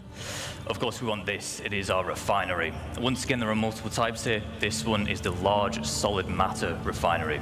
We have liquid and gas again, as well as biological, depending on the type of materials that you're using and want to produce. There's input and output grids. For input, as you might expect, it's for the resources which you're going to consume, and then the output is for the resulting refined goods. Honestly, I could see, select which man, blueprint you want. I could definitely see base building being incredibly boring to some people. Like, I think just like with the cargo stuff manipulation, it's going to be a particular kind of person who wants to spend all their time on a base. Most of the gameplay around this stuff is probably going to be like you're playing the game and then you're coming back to the base to do some stuff and you're going out and playing the game. But I think that the kind of person who likes logistics and management style of gameplay is going to enjoy the balance of running the equipment at a base, keeping that equipment up to like tip-top shape, and also planning out new buildings and stuff. That's definitely some people's cup of tea. Your RTS players, your Satisfactory folks, your base builders in Planet Side. Someone's into it. To use, and therefore which type of refining method you want.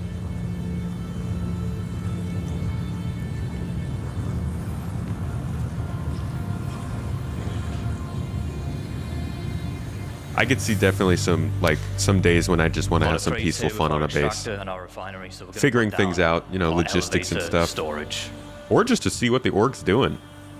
Hell, I'm not going to be able to be at every base all the time doing all that stuff. Nobody will. Me mentioning again here that whilst we're putting these buildings down instantly in this video, large structures like this, they will take some time with the automated construction drones, but the smaller scale base we saw in the previous video, that can be done in a single play session. Nice to have a home, yeah. A unique home, too. That's the coolest part, is because like these planets are pretty procedural.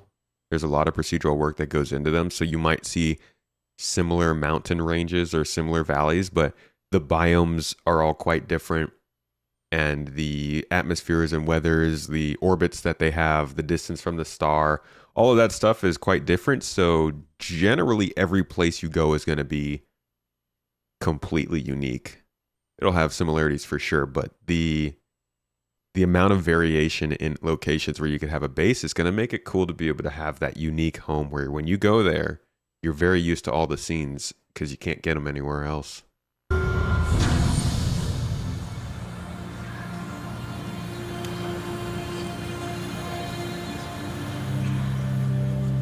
We'll just keep on putting down more extractors because we want as much as that valuable resource out the ground as quick as possible.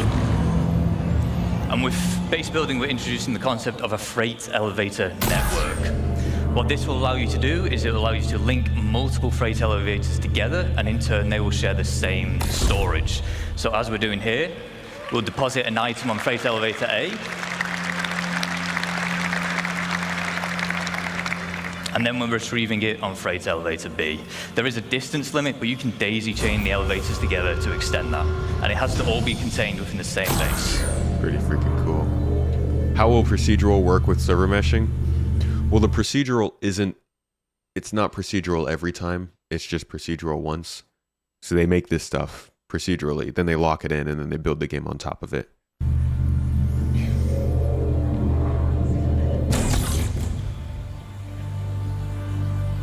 Now, as we expand, we might want to invite more people to join us. This is easy to do. There will be permissions that we can set up, granting people access to our base, and they can even build their own structures if they wish. All these people look like they have way too good of connections to the client. I don't trust it. Our base, and they can even build their own structures if they wish. We can also give them access to existing structures, which is how you can form your org storage using those freight elevators.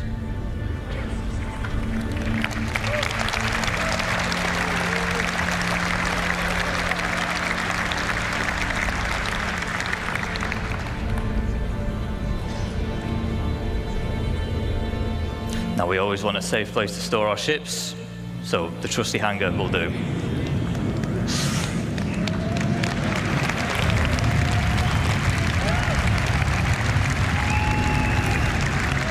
Bases will be replicated across shards, so you won't be able to build in the same location as somebody else on a different shard. That's what they've been saying, at least.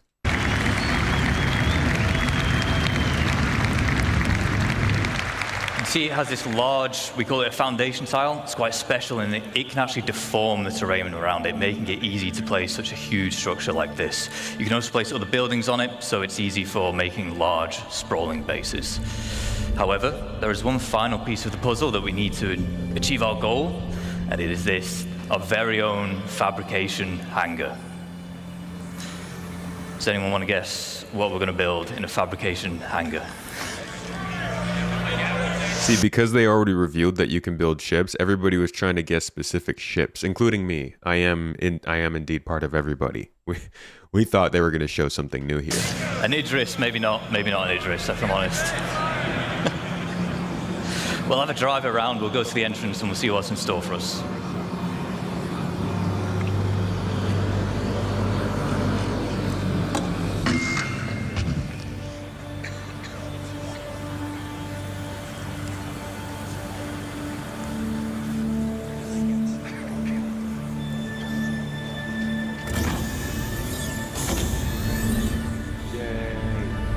Mrs. Tomato brought tea. Very Turkish of you. Looks like whatever it is, it's just about finished crafting. You're going to be locked to shards? Could an org that holds a lot of resources in one shard not bleed that over to other shards to use to gain more resources? That is a concern people have been bringing up. Not only that you can basically lock down land in another shard so nobody else can use it, but you're not utilizing it in shards. You can jump shards. It's not to say people are going to, though. And I believe the world is supposed to be... I don't know. I think shards actually will have different histories. So yeah, technically, your base in one shard might be in a different location from the resources that have spawned in on that shard compared to the other. Or they could keep all shards in parallel, which would be a better idea and make more sense. But yeah, I think that's probably what's going to have to happen. But that being said, it still means that, yeah, you can just camp out on land. And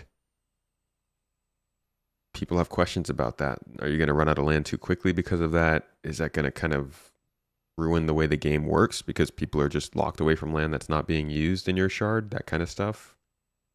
Maybe that's the kind of questions that they've asked.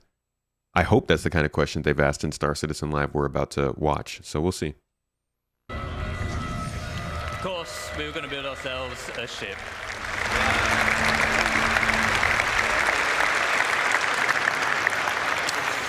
So, quick recaps of the gains from industrializing. We've tapped into the brand new resources and we've made use of them by turning them into the more valuable refined materials. We've introduced freight elevator networks, which are great for logistics and hauling. And then we've created our fabrication hangar, which allows us to craft big valuable items such as ships. Now, ships are valuable because you can fly them, you can play content with them, but because they are a crafted item, they can also be sold to other players.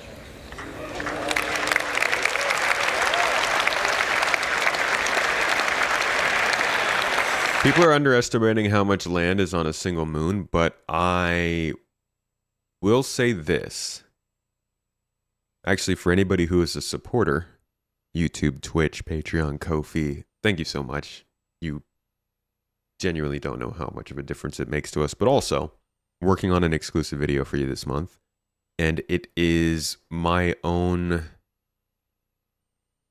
I don't know, belief, whatever, my own contribution to the movement that Star Citizen should increase the size of its planets.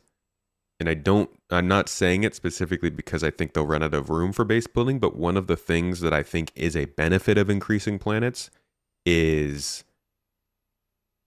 the cushion of space around everything. Tilted Turtle just keeps on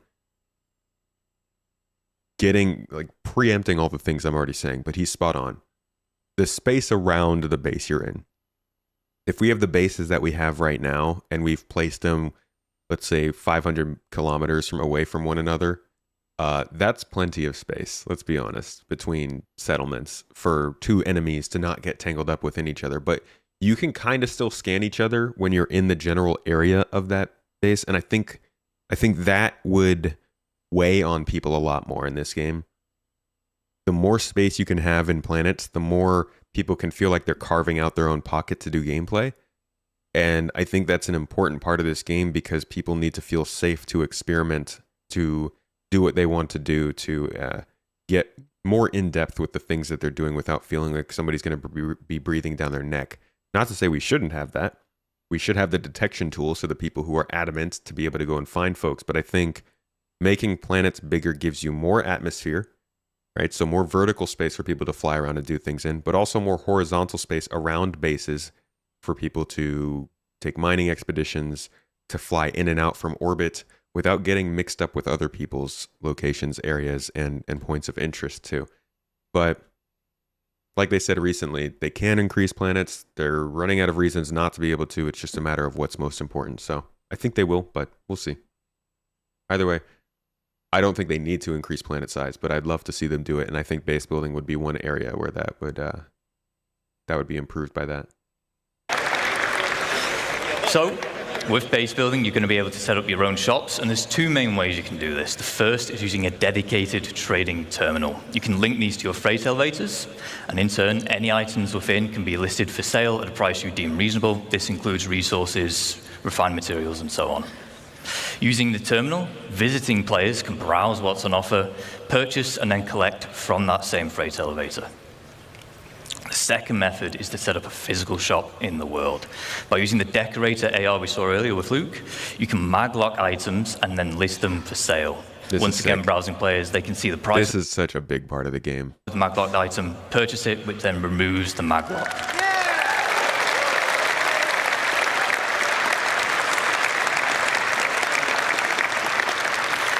Of course, the nice thing with physical shops is you can genuinely make it feel like a store. You can put items on shelving. You can even go as far as to make your own ship. You know, we got some Ultima devs on the team making this game, I think, Lamborghini.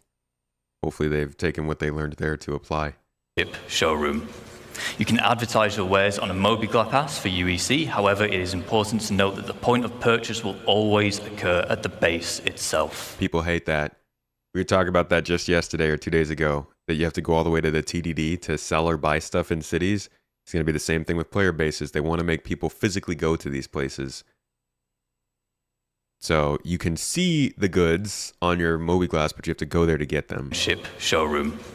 You can advertise your wares on a mobiGlas for UEC. However, it is important. mobiGlas. I forgot about that. The mobiGlas. Showroom. You can advertise your wares on a mobiGlas for UEC. Gonna Moby that glapass. However, it is important to note that the point of purchase will always occur at the base itself.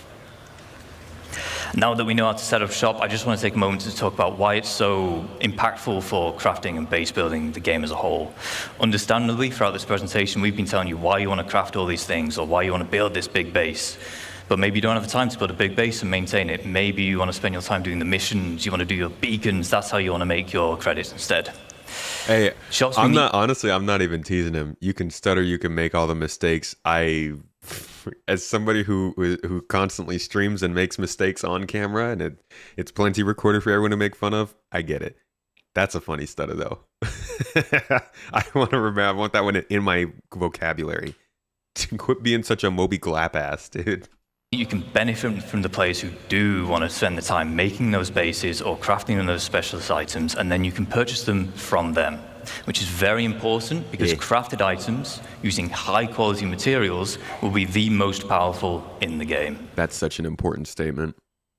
And that makes a lot of people happy because you get all these people buying ships for years and years on end, and then you get into the game and you're like, okay, well, all these people are better than me right off the bat. How do I compete? Granted, no matter what, they're still starting. And I don't want to get into the whole pay-to-win conversation. Like, I understand compete. It's relative to what is winning. What is winning in Star Citizen? There is no win. I get all that stuff. I'm not saying. I don't want to get into that. But when you jump into a game and everybody already has items and weapons, it is at least good to know that you can still catch up to those items and weapons outside of just having to buy those items and weapons. But at the end of the day, you can still upgrade your real money paid for ships and weapons. So you're at some level of disadvantage if you're going to compare yourself to other people, but the more stuff that is made that allows in-game assets to improve in-game, the better. On the flip side, if you do specialize, maybe you end up cornering the markets for a particular item or resource, and your shop will then turn into a hotspot of activity, making you loads of credits. Some of you will become infamous because of it. But bear in mind, a successful shop also depends on location. Do you want your customers on edge in Pyro, which tends to have the higher quality materials? Or do you want to spend time hauling them all the way over to safer systems where your customers can be more at peace? We've talked about selling items. Let's sell the look of your base. We have foundation tiles, which can help you divide up the foundation decals, which help you divide up the foundation tile. You can place them freely wherever you want, and they just help you mark up areas like, I want to use this place for cargo, I want this for housing, vehicles. Whoever's running this base is very detail-oriented. It'd be so messy if that was me. In-game and apply them to buildings.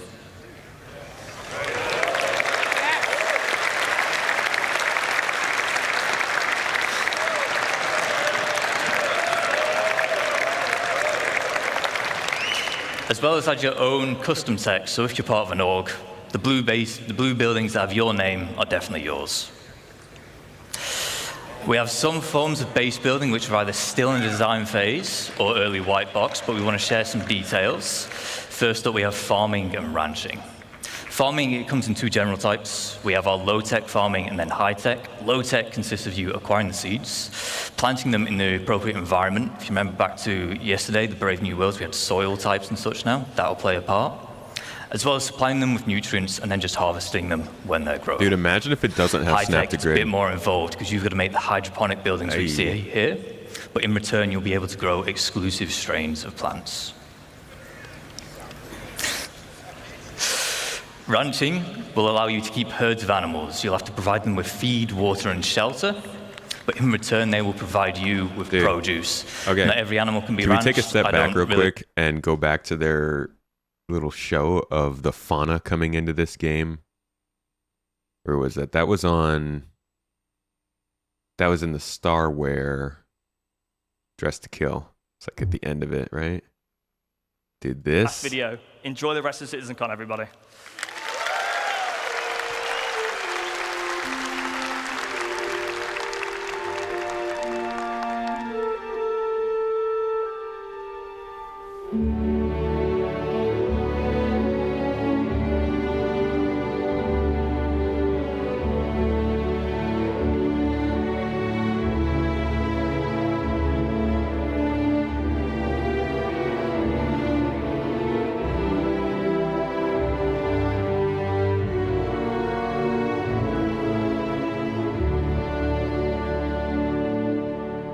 Okay, so like, which of these are you gonna ranch? Because they're talking about ranching gameplay, and they make a joke that space worms won't be possible, but there's a lot of animals in here that you might actually be able to. I mean, all of the cow-looking things, right?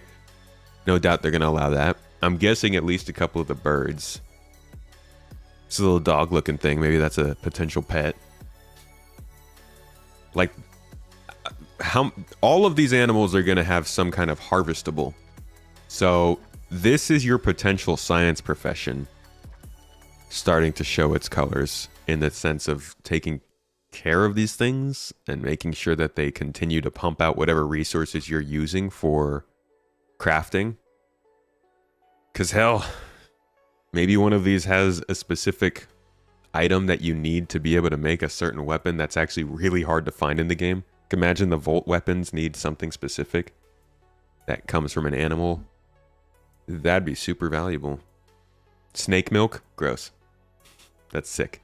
Copion breeding? They're like dogs, right? You're just going to keep a pack of Copions because you think they're cute. They're going to be like your party, your squad. You name them spacesuits. You're going to EVA with them and go take over EVA or asteroid bases. Supposedly, yes, you can salvage those derelict bases. That's what they've said. We shall see. We see a sandworm ranch anytime soon, but the quasi-grazer will, of course, will. Not yet. Maybe. No. Oh, I hope you don't have to kill that. I think it would be weird if you had to kill the cow to get its eggs. I mean, maybe right now, but I would imagine later you wouldn't have to eliminate the cow every time. Disappointed with the amount of animals, but considering it's only 5 systems, yeah, I think that's quite a bit of variety.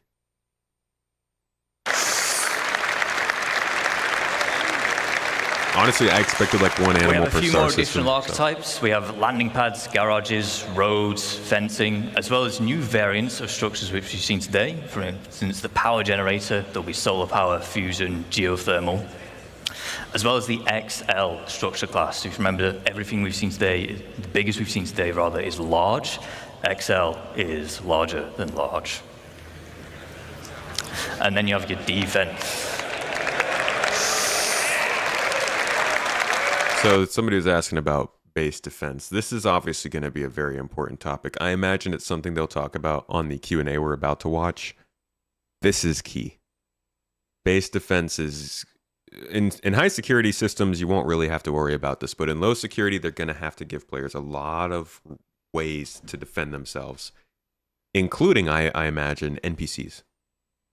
At the very least, some kind of AI that will spawn in and fly to the base to help defend it. Just the more and more passive defenses you can have, the better.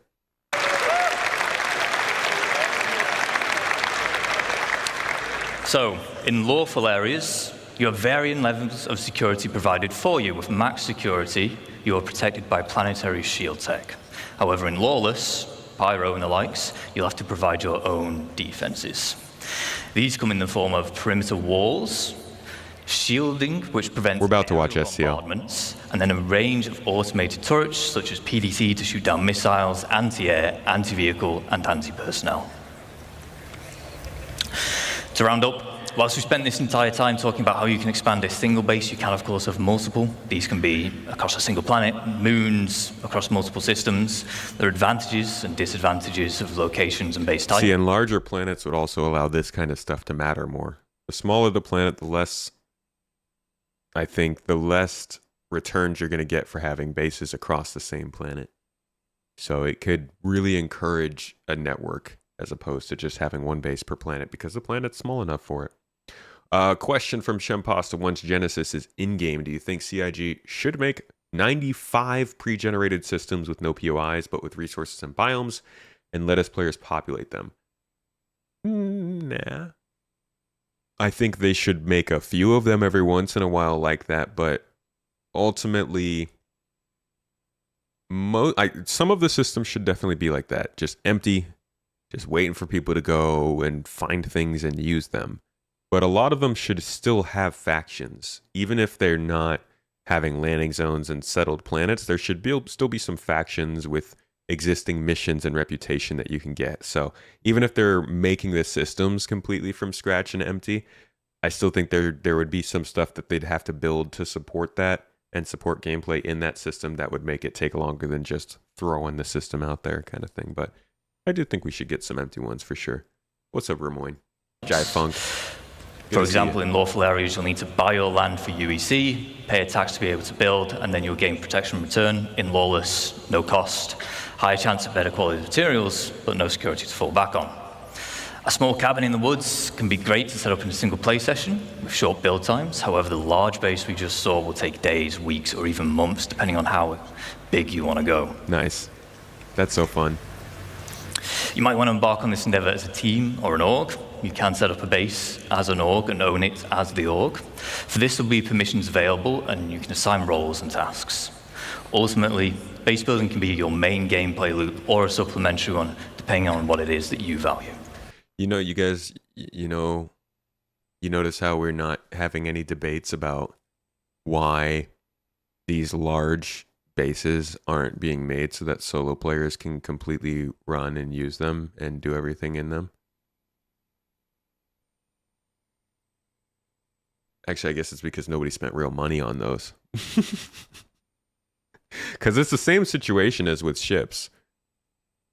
You can probably make this gigantic base here by yourself if you wanted to, just like you could probably run a Pioneer by yourself if you wanted to. But in order to do it, you're going to have to be in this building at one point, then you're going to have to run over here to this building at another point, and then over here to the farm for another point, and then down here to this building. So, like, I think there's a parallel argument because people have spent money on ships, so I sympathize with that. That definitely makes it a different argument, and CIG needs to throw a bone, I think, to folks who are expecting NPC crews, because that's still important. But the argument of whether or not a solo player or somebody who likes to play single player can use big ships or multi-crew is the same argument that a solo or singular player can create large bases. You can. It just might not be as fun. Can they not just come up with an upkeep system like the other games? What do you mean by an upkeep system? As opposed to what? They do have an upkeep system for the base. Basically just switching out a fuse. What you don't like is in 20th century, still no universal income, so people need to work to make money, which is disgusting. Dude. If you're looking for universal income in the Star Citizen universe, I'm not gonna lie, you might as well just fly into Vanduul universe and tell them, take me. These governments suck, man. There's no way they would ever do universal income. Have you been to Hurston?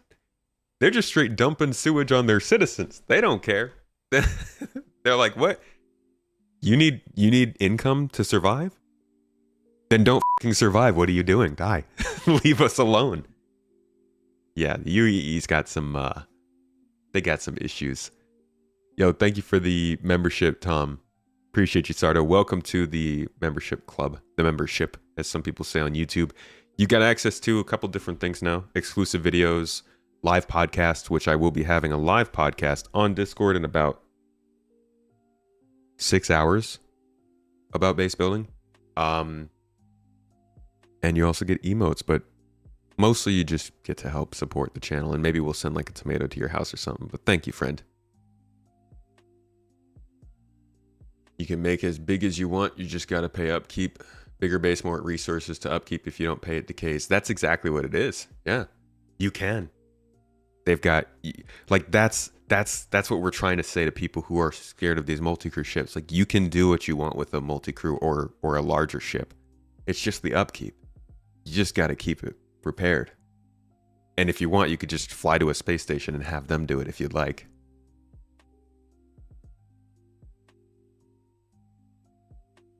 Here's an heirloom tomato. How funny would that be if you supported the channel and a week later you got a tomato in the mail? Just unmarked. There's no indication of where it came from. Just a tomato shows up at your house. Oh, perfect. I was making a salad tonight. Good.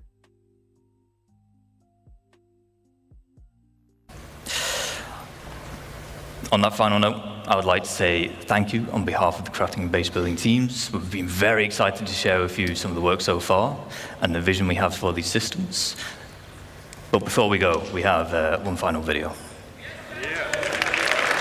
Right, sorry. The sizzle reel, I'll let you guys get the full view on this. Enjoy.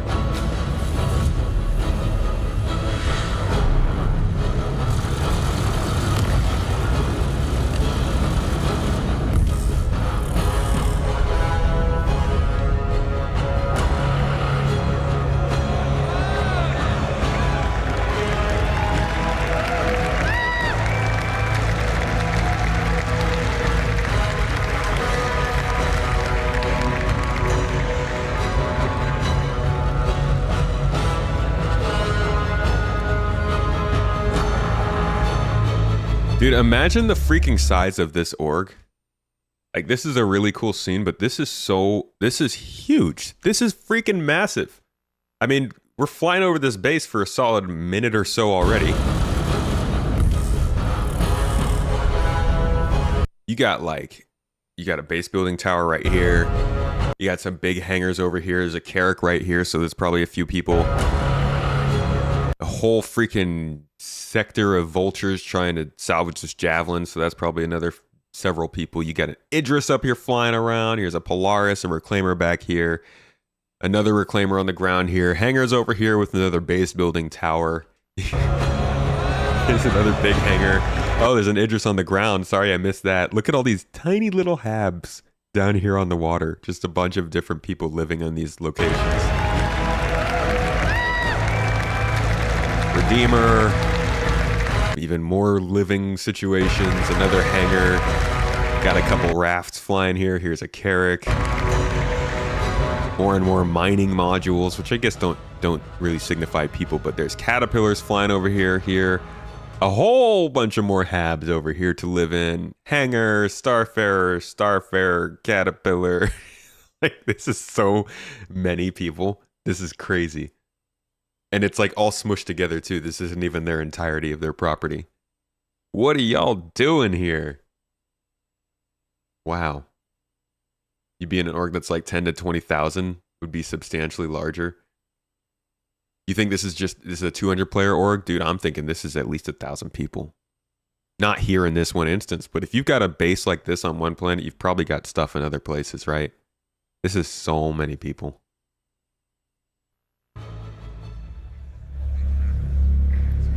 Average distribution center player base. I imagine a lot of orgs will be that big, for sure.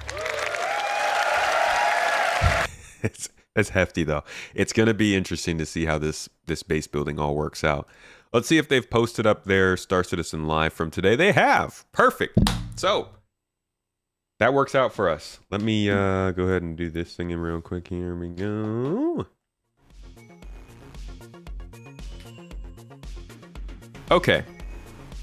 So we have just gone through the base building panel at CitizenCon, gotten a little update, gotten our minds back in the grind of base building and crafting. Now we're going to hop into Star Citizen Live and see a Q&A about all those same topics, and hopefully get some of the questions that we both just talked about answered right here.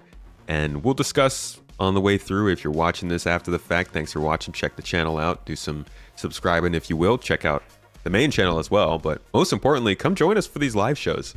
Like, me and chat, we good. We have fun. We propose a whole bunch of questions. You guys might have questions in the comments or things you want to say. We talk about those during these streams. So if you want to like have an out, vent a little bit, talk about these topics or ask some questions, come join us Monday, Wednesday, Friday, Saturday at about 9 a.m. PST, and we can have a chat. For all of you that are here though, thanks for being here. If you recall 1/8, what's 1/8? Planets? Planets are only 1/6 scale. I believe they're 1/10. To be honest, I've seen conflicting numbers, but I did record. I've been doing some research on it because I'm writing a video, and from what I've found, they've said 1/8, which I think might. I think somebody else insinuated 1/8, and then CIG answered it without correcting it. So I think that is leading people to believe it's 1/8. But then they also, at one point back in the day, said it was 1/10. So distances and planets are 1/10, and then moons are 1/6. So that moons appear bigger. You know what? I could probably find that statement for you real quick before we get into this. Around the verse. What is it? Around the verse. Around the freaking verse. I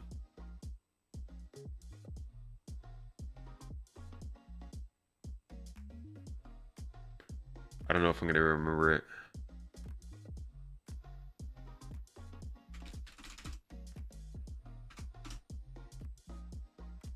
Around the verse, Vulcan, around the verse maps. What the heck was it? Around the verse.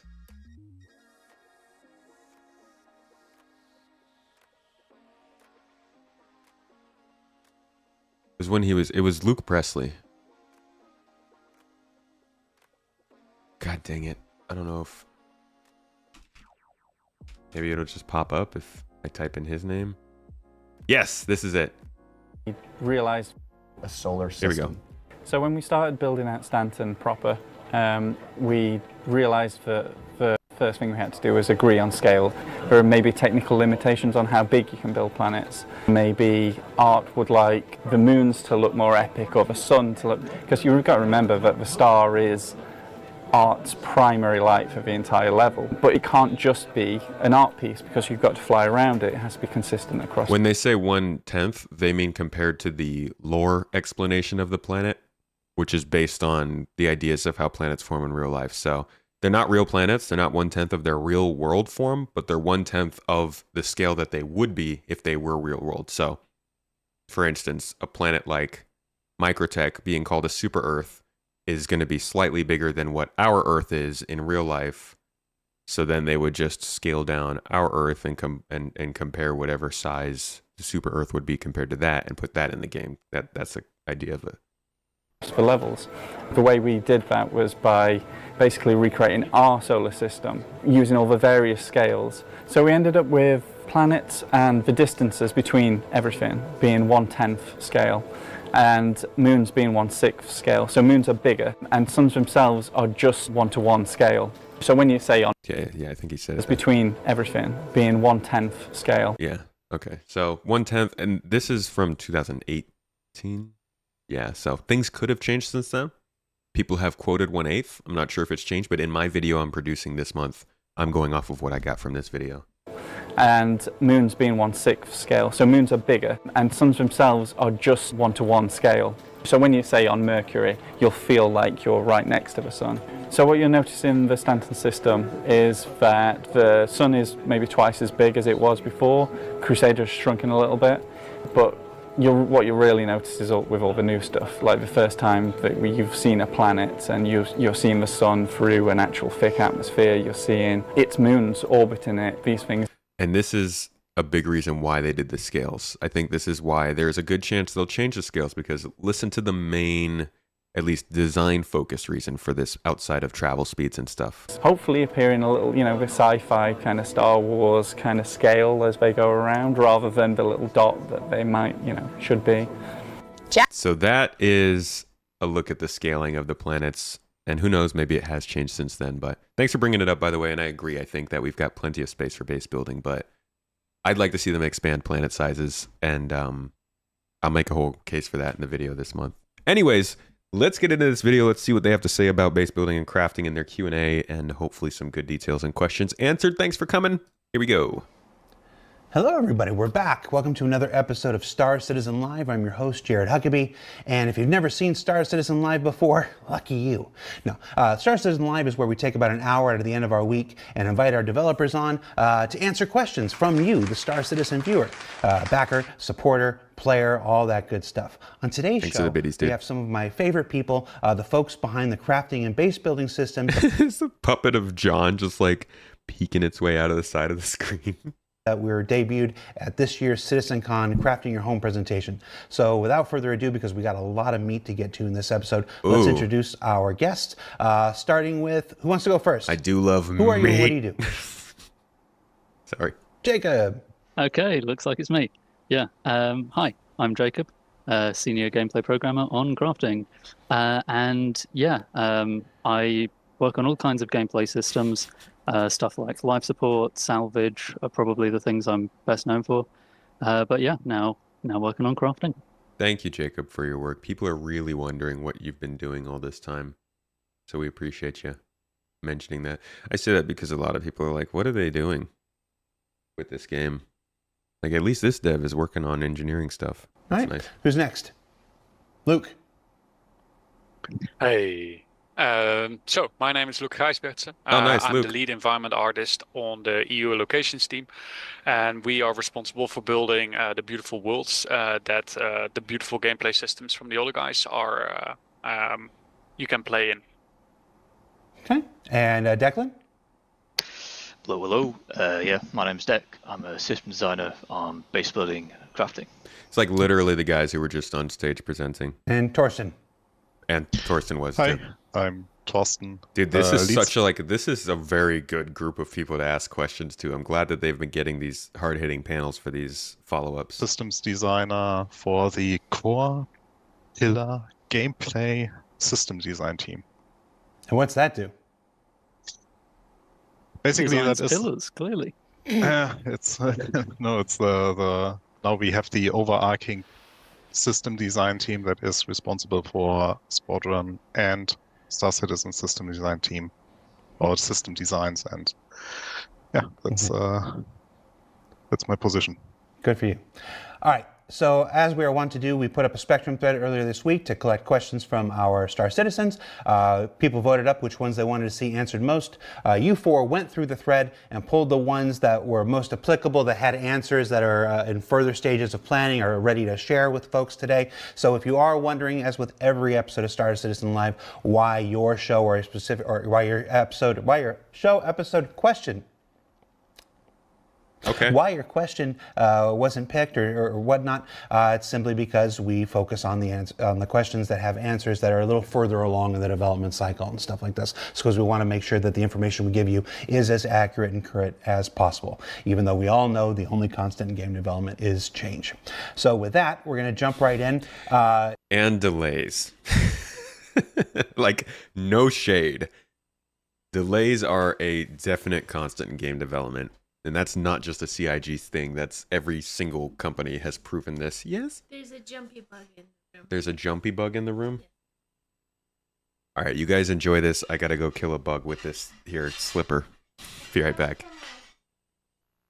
You picked a big one to start us off with, so we'll just jump right into it. What can player bases be used for? How will base building integrate with other gameplay features such as mining and trading?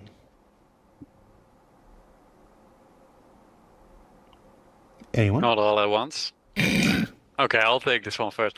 Yeah, so this is a big one because we really believe that base building will enable us to to really change the universe, the way that players will interact with one another or not want to interact with one another, and it will become hopefully more of the backbone of the game, where even if you want to interact with it or not, one way or another, you are always influenced by the gameplay loops of. Are you forcing me into multi-base gameplay?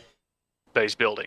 So, for an example, maybe you're just a small miner and you want to just mine your resources and kind of ship that out and make a nice living out of that.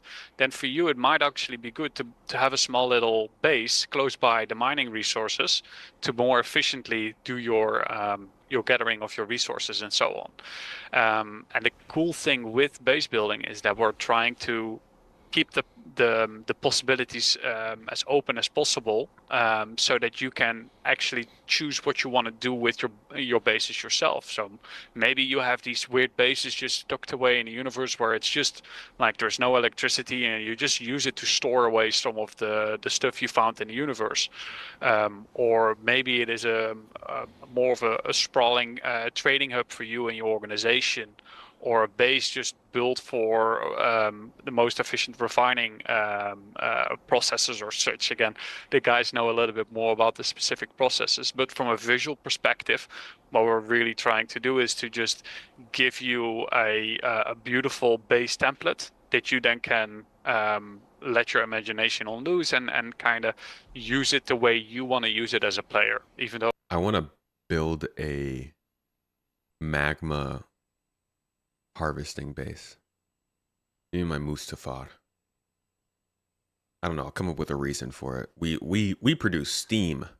We ship water to this lava-ridden planet and then make steam and then sell that. Whatever excuse I need. I want to set up a base on a lava planet and then paint it black and red. And maybe scream at my mentor about it a little bit. How he lied to me. And I'm not the chosen one and all that, you know, just... I don't know. They love their Star Wars references. I figure I should lean into it. So it might be very different than other players. Yeah, I think you really hit on it there. It's very much a base can be used for whatever you want to use it for. That will provide options for you to do all kinds of stuff with it. And there should be, or is likely to be, relevant links into pretty much any kind of gameplay that you can think of. So we're actually adding to that. Go ahead. Adding to that, it's like it's a growing feature in addition to what we have already, right? So every gameplay loop that we have will be also have its representation in the not every, but most of the gameplay features that we have will probably have a representation in the base building aspect. And the bigger our game grows, the more features are introduced, they will also find a slot in the base, in your base. And so, yeah. So we're talking about. Go ahead.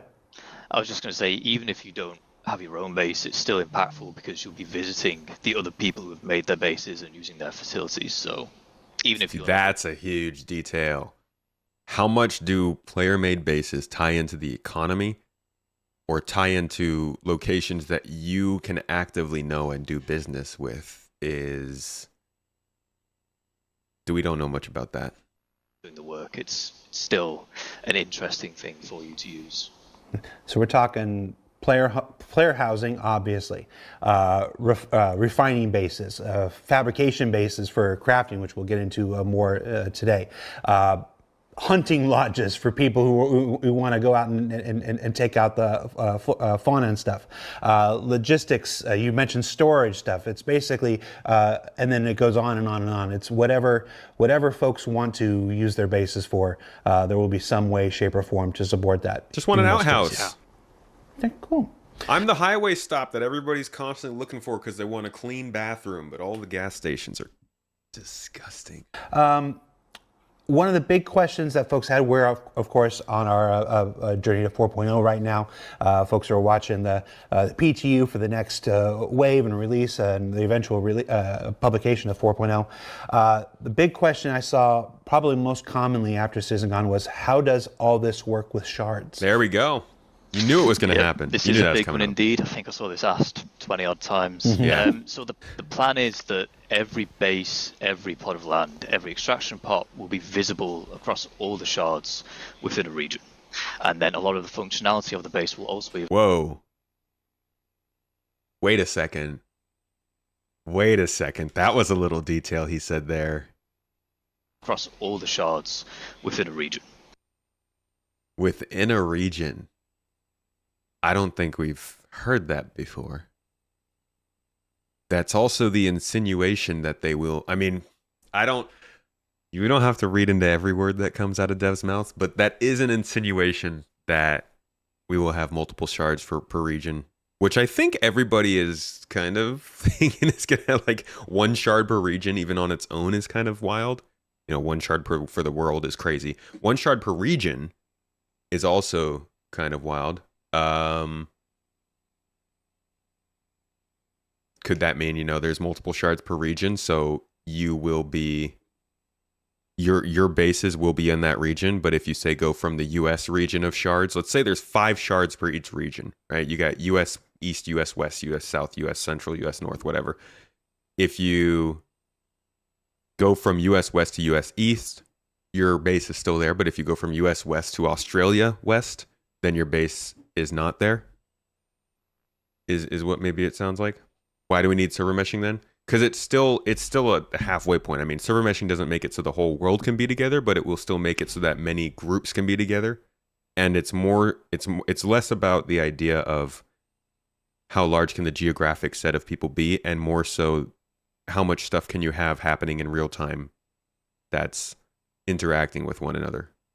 But there are definitely things that are being revealed right now with the project that are showing that server meshing will not carry this to the ultimate goal of one massive environment that everybody's working in.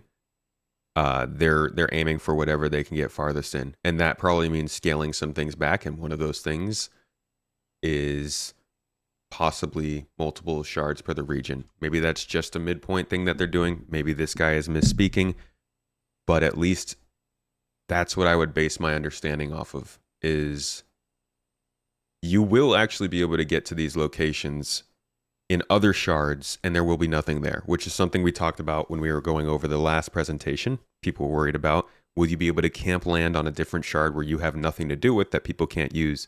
No, not if you're in a different region, it sounds like. With shards. Yep, this is really a big important one answer indeed. to start I with. saw this asked 20 odd times. So the plan is that every base, every plot of land, every extraction pot will be visible across all the shards within a region. And then a lot of the functionality of the base will also be available across all the shards within a region. So if I make a base and I set up a shop, people on other shards can come visit and use my shop. The exception is going to be raiding and attacking a base. This can only occur on a single shard, and which shard that is dynamic based on the rule set. The easiest rule is always, is the owner online? Then the raid can only occur on that owner's shard. This means that if I'm on another shard and I rock up with a gun and I shoot the base, it'll prompt me, you'll have to change shard in order to attack this base. Whoa. Okay, so that's... Huh. I'm glad they've clarified that as well. I don't know how I feel. This wasn't a super big sticking point for me, how bases would work in terms of rating online and off. But I did think that it would be a nice... It would be nice to allow somebody who wants the experience of your base always being in danger, or like wants that sort of nervousness that comes with having a base in a valuable place and needing to have your org figured out how to defend it certain times. Seemed like a nice bit of strategy to build into the game for groups and people who are looking for that gameplay versus high security locations that would allow you to know for certain that you're not going to get attacked unless maybe you're online or you're there or something like that, or you're just not going to get attacked at all. Like, I feel like maybe high security, you're not going to get attacked. mid security, you're only going to get attacked while you're online. Low security, anybody might attack you at any point, and you kind of have to plan for that. That in itself seemed like gameplay for people. So the idea of making it so that your base is basically invulnerable while you're in offline, and somebody shoots it and they get like a pop-up on their screen. Imagine dropping a bomb on the base of your worst enemy after you finally found them. You drop this gigantic A2 bomb. You spent 40,000 credits buying it. You're like, yes, 2 days to find this base. We've finally done it. You drop the bomb, it hits the base, and a pop-up comes up. They're like, you can't do that. It's not super Star Citizen in design, or I think what people were really used to, but it sounds like a pretty tough reality of trying to make base building work with this environment. I don't know.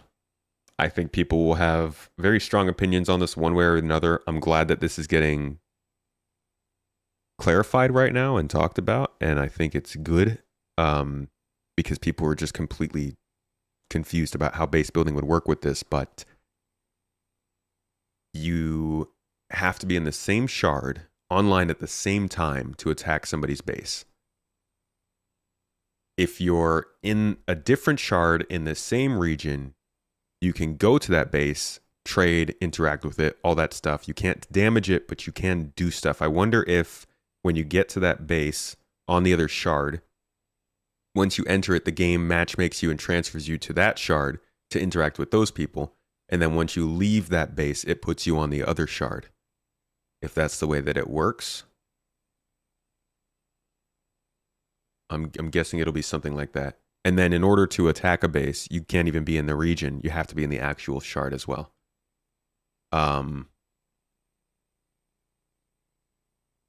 It's an interesting way to do it. Limiting the attacks is a I don't know. Let's keep listening and see how this is going to go. But yeah, there was always going to be some kind of complications with base building and the vulnerability of them when it came to server meshing, and I'm glad we're finally starting to hear more about that.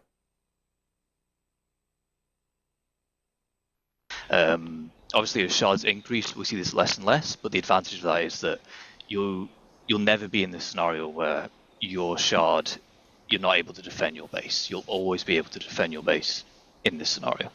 And if you're offline or there's a representation of your base in another shard, it's basically just a visual replica in those places. Yeah, but people can also still use it, so the shops will still be functioning, that kind of thing. It's just when it comes to attacking, it all has to occur on a single shard. Interesting. And I can already... I mean, I'm okay with it with attacking occurring on a single shard. I don't know about saying that it can't be attacked if you're offline. You see half the comments already in response to that answer. There's still a road ahead between now and the release of base building and crafting. I promise you we will revisit this topic with more and more context on how that will work as server meshing comes online and the technology continues to evolve. As with everything, there's a plan today. As the technology progresses, that may change or evolve over time, but that's the current implementation that we're working towards, and you can guarantee we'll be talking about it again between now and the release. What will this look like so this is just a follow-up. So how will this look like in terms of offline raiding and base defenses? Is there any aspect of this, if I just don't log in, is my stuff just always safe? Did they make comments about this before? I'd actually be interested in hearing more about that, because I think I didn't actually know what their plans were in terms of base vulnerability. Timer? Is there some danger? How do you get rid of old decrepit bases that are just abandoned? Yeah, so if you are in the scenario where your base is in a lawless area and you haven't secured the planetary shield tech from the previous week's station warfare, then you are open to be raided whether you're online or offline. You can create your own defenses to deter that. You will be able to create your own shielding, which forces them into a ground assault, walls to delay the ground assault, turrets and such, and then... Hold on, sorry. I need to rewind that. Yeah, so if you are in the scenario where your base is in a lawless area and you haven't secured the planetary shield tech from the previous previous week's Station Warfare, then you are open to be raided whether you're online or offline. Okay. Okay. All right then. Can create your own defenses to deter that. You will be able to create your own. So you can still get that kind of gameplay in a low security area. That, I wish they, yeah, see, that's why it's good to listen and see where it goes, because that is good to know. As long as they're still offering the ability for you to get into that, and now, you know, you go to the next step of, okay, how often, like, how much is that planetary shield thing gonna get involved with this? Is it gonna be on every single planet that is lawless, or is this something specific to Pyro and Nyx? How does that work? But I'm really glad to hear that at least with low security systems, you can be attacked while offline. That's important because yes, they don't want the whole game to be space rust. This isn't Citizen Rust or anything, but survival aspects, hardcore aspects of this game, the ability for players to deal with consequences and need to strategize around those consequences is super important, and they need to keep including that in this game. And I was really worried that they actually weren't taking that into account there. But if it's still possible in no security areas, I think that's a good thing. We'll still have to see how this goes. A lot of things and details can change with this. It can play very interestingly, and the game overall is clearly changing a little bit to fit how this is going to work. But we'll see. Shielding, which forces them into a ground assault, walls to delay the ground assault, turrets and such, and then it could be the case where they're raiding the base and they don't actually know what's available to loot. They don't know what's in your storage, so it would be wise to occasionally take your valuables out of the lawless area and haul them back to a more safer spot like Terra or Stanton. But if you find yourself open like that, you can be raided. Okay. Cool. I like how these first questions are all about how do I destroy and pillage other people's bases. Oh man, that's what's important, Jared. You gotta let's have our fun. Not about how do I live my life in these bases? How do these bases make my life better and more enjoyable? The first questions right off the bat are, how do I take it away from somebody else? It's great. We spent so much love and work in order to make the most beautiful bases, and now we're talking all about just getting rid of it. Great. Yeah. And that's, of course, like I said, the lawless systems like Pyro and stuff. Now, we did introduce, and you just mentioned the idea of planetary shields. How? What's our current plan for how those will work in high security systems versus low security systems? Yeah, so the plan is with planetary shield tech that if you have it, your base is immune to attack, your stuff cannot be stolen, and there's actually two layers of shielding going on here. You have a air shield, which prevents bombardments, and then you also have, basically it hugs the building, so even if you go through the shield with a tank and try and shoot the building directly, it still won't take damage, so you really are, you're very, very, very safe when it comes Sorry, I gotta rewind this, I was just typing something. How those will work in high security systems versus low security systems. Yeah, so the plan is with planetary shield tech that if you have it, your base is immune to attack, your stuff cannot be stolen, and there's actually two layers of shielding going on here. You have a air shield, which prevents bombardments, and then you also have, basically it hugs the building, so even if you go through the shield with a tank and try and shoot the building directly, it still won't take damage, so you really are, you're very, very... It's basically just a safe, this is your green zone. Like, this is our armistice zone. This is what I think they should be doing in cities. You can use your weapons, but certain things are permanently protected from it. I wonder if they'll let players be attacked or anything, or if it's literally completely you can't do any sort of damage. Very, very safe when it comes to planetary shield tech. But this is the idea that people keep talking about. If we can be attacked, what's the point of base building? In high security places with planetary shields, you are good. And we can also see from earlier here, they're making sure that most players will literally just never have to worry about their bases getting attacked unless they're online. Okay. And that's the same for if I build it out in the... They're making this game very forgiving. And I'm sure from certain perspectives, it doesn't appear that way, but compared to what this game had been kind of looking like, shaping up to be, they're making it quite forgiving, which I think is just part of turning an experience into a game and accounting for the overall player base. But you can tell they're trying to expand their player base, definitely, with Star Citizen recently. First in, or if I put it on somewhere in Pyro and I have the credits to maintain the shield. Correct. Yep. Gotcha. Okay. You can't attack a base on a different Will shard. mining extractors and other processors automatically eject boxes, allowing anyone to just tractor them away? Or will we have to eject them by hand?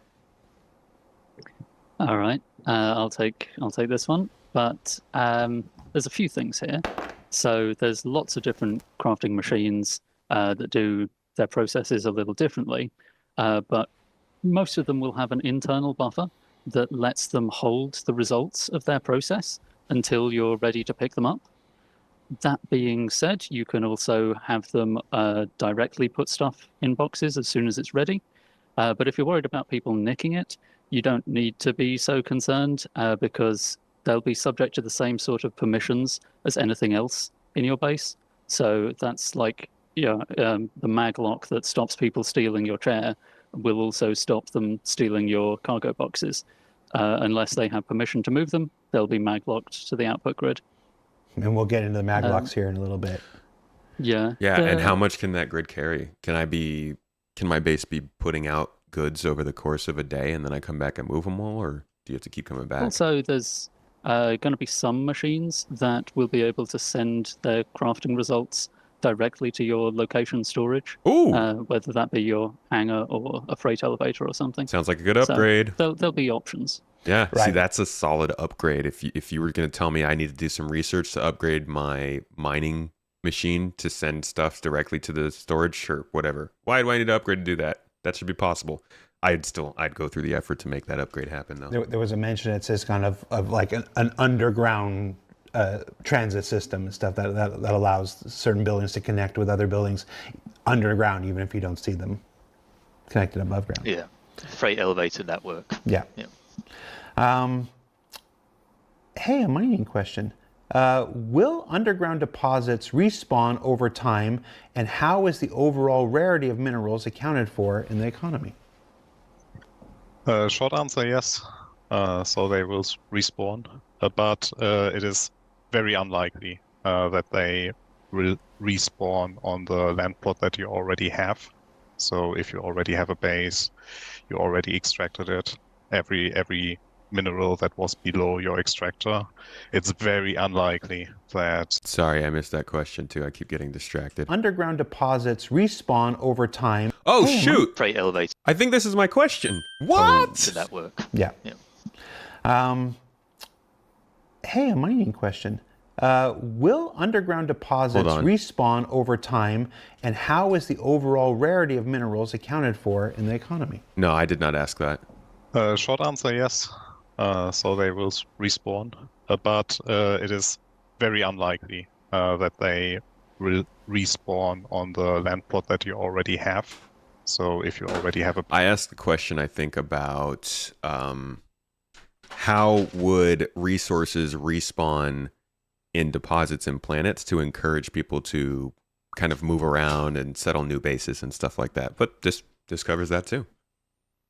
Base, you already extracted it, every mineral that was below your extractor, it's very unlikely that the deposit will respawn. So what we want to see there is players more moving around in their bases and basically going through new locations and actually grabbing new resources. And to answer the economy part of that question, yes, that is a huge undertaking that we have to go through here. And that is like we really have to get certain resources out of the system, and the system being our game. And that means that we, as the system design team and everyone working on that, we really have to work closely with the economy team and make sure that even everything that we pull out of the system is meaningful, and then we create certain values for certain resources, because we really want to have a player-driven economy, and we want to have a healthy in-game economy that is driven by our game. And it's a challenge, but we are definitely motivated to resolve that and get that in a really good state. You meant... So what? Go ahead. What you're talking about there is the concept of resource sources and sinks, because having your extractor on your base is a source of resources until it's depleted, but then we need to make sure that there's also sinks in for that resource in various gameplay loops, so that you don't just have inflation essentially of. This is you can keep going back. I always reference this one because I think this was a really key point in one of the monthly reports. I think it was last year, or this year rather, March of 2024, we'll say. Thank you for the subs, by the way, Topher and Green Cake, both with that Prime sub. Folks, if you have Amazon Prime, you can use your Prime sub to support the channel. I really appreciate it. It's no cost to us, but it stops Jeff Bezos' space station from being built more quickly so that he can snipe us from space if we don't use his services with his little satellites. I don't know. You can use Amazon Prime every month to support a streamer, and I appreciate it. Thank you so much, Greeny Cake and Topher, for that. They mentioned sinks here. The economy team last year in March made a comprehensive list of all intended resource sources, transformers, and sinks to create and help ensure the economy is more stable in the long haul. So here he's talking about those sinks. These are things like stores, refineries, mines, different stuff that can factor into the economy. But they have been definitely, if you keep up with the monthly report, you can see over the last year they've been working quite a bit on it. And it sounds like a lot of that's coming in with 4.0, which is part of their reset. Part of their first chance to test an actual economy in the game that has like reasonable mission payouts and item costs and fuel prices and stuff like that. And from what we're seeing in the 4.0 PTU, I've been reading some reports and things are actually looking quite a bit better, at least when it comes to trading and cargo, prices of commodities, profits you can make, all that starting to actually come together. So we'll do plenty of testing on that in 4.0 when it comes out, but things are sounding pretty good. Finally figured out how to link your Prime to your working Twitch account. Well, I appreciate you. Thanks for going through the work, Greeny. Hope you're having a good week. Astro Monkey said, if you build a base to extract resources and resources won't spawn in the same spot, does that mean bases are meant to be temporary? Yes. In fact, I think that's what he was literally trying to say, is the base plot won't be temporary, but the specific buildings on that plot will. Because you might have pools of resources around your 8 kilometer squared plot that you need to mine at different times. But I do fully think that you'll eventually want to move on from your base if you're there solely for the resources. And I think that's good for the game. And you can always repurpose it too. Your extractor on your base is a source of resources until it's depleted, but then we need to make sure that there's also sinks in for that resource in various gameplay loops, so that you don't just have inflation essentially of just a build-up of resources you can't do anything with. Yeah, give us things to spend be a very careful resources balancing on. act. Yeah. In Torsten's answer, you mentioned something that I think maybe not a lot of folks have considered, this idea of having multiple or mobile bases. There you go. Obviously, folks Jared with heard the you, land dude. claims, and we'll talk about the land claims in a bit. You build your home. You might stake out your home. This is where I store my stuff and I decorate and all that stuff. But for industrial purposes, while you could certainly build that location up, then go out, gather stuff, bring it back, there is a gameplay style where you then instead create smaller mobile bases and move them around as you need to stuff like this.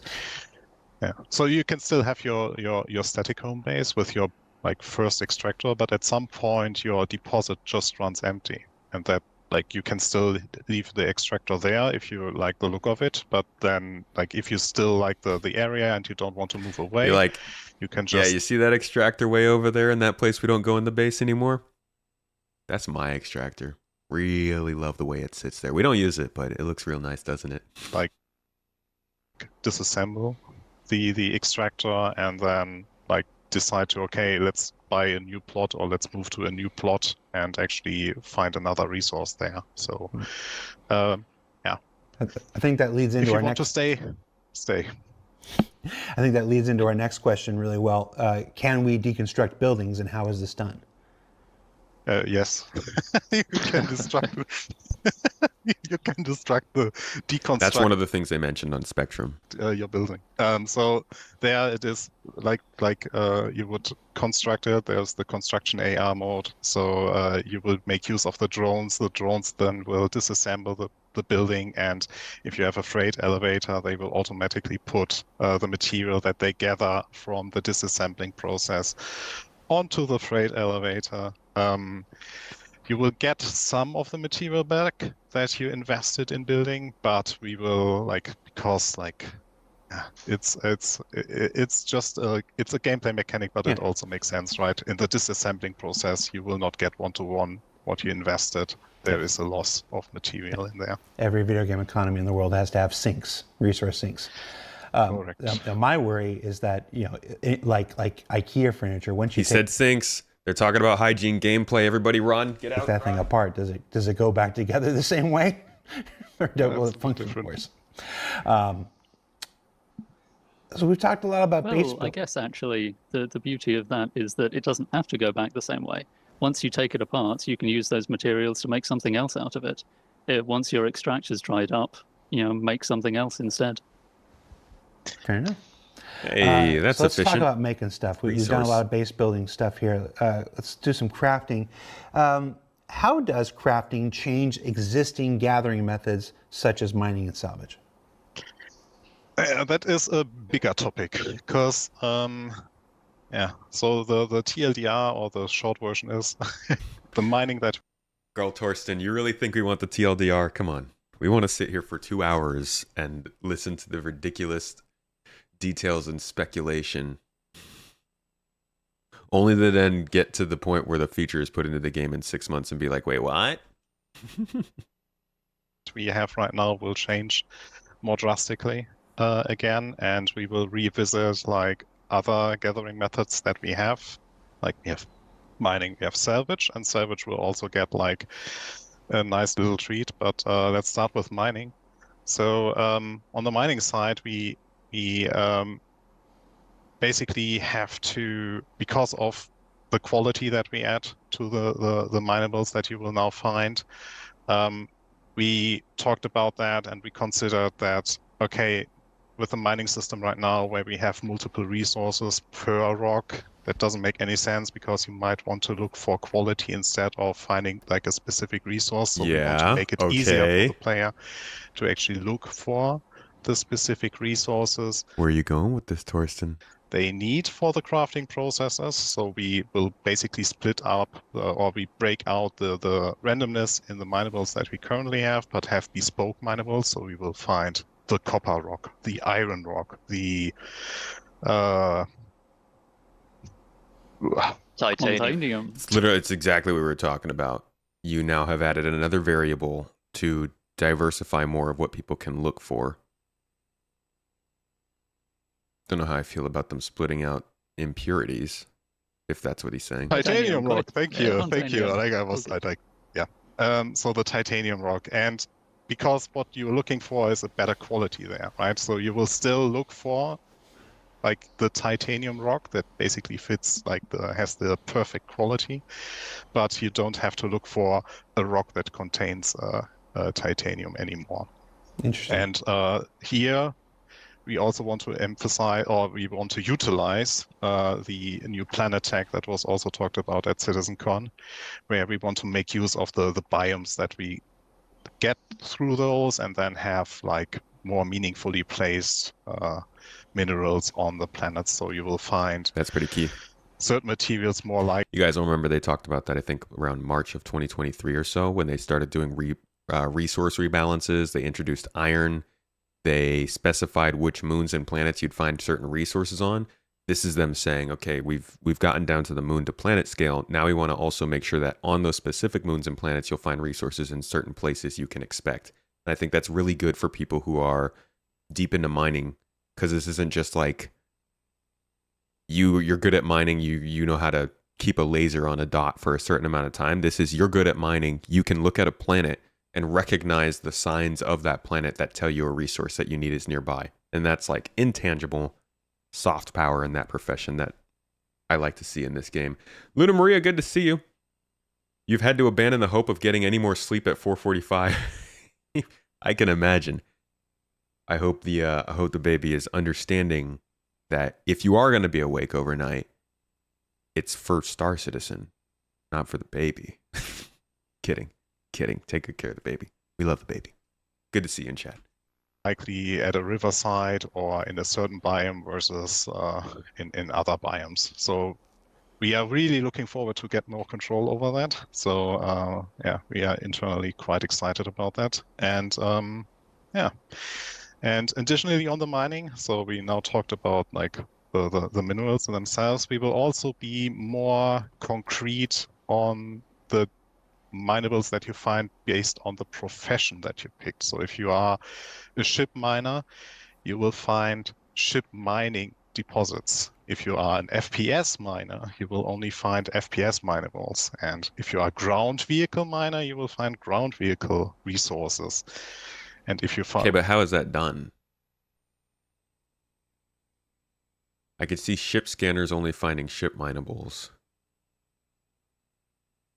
Does that mean helmets won't be able to find rock minables? Like, well, if you want to use your ground extraction tool in your base, you will find specific materials there. So what I'm saying here is that we don't have the shared minerals anymore that we currently have between FPS and ground vehicle mining. We will have the hard cuts. So everything you will find FPS in FPS mining, you will only find in FPS mining. Everything ground vehicle mining, only there. Only ship mining, only there. So this, we will have a clearer separation so that we can actually encourage the different gameplay loops a bit more effectively. See, I don't like that. I don't like that at all. They might have their reasons for doing it, but like going back to this whole idea of immersive sim style of development, the idea you could combine enough handheld miners to crack a ground vehicle caliber rock is cool.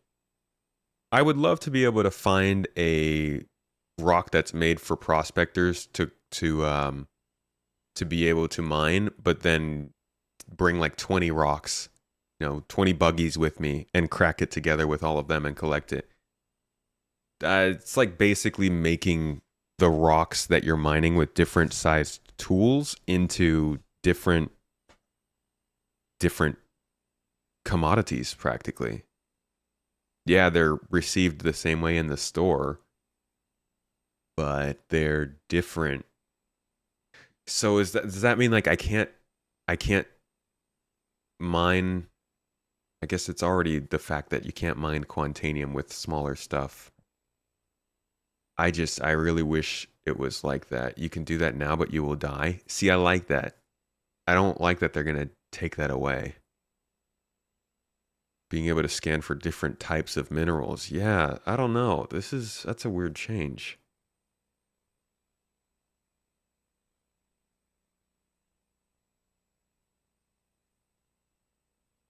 Because you want your exploration ship to still be able to find, like if you were doing rock mining per se, and you're flying around in your C1, and you're scanning for rocks for the rover in your back, what do? If this is needed, can you just no longer scan for rocks for your rover? If you're flying the rover around, you need to assign. How do you? Yeah, I don't know. That's a weird choice. If you want to do hand mining, you go to the designated hand mining place.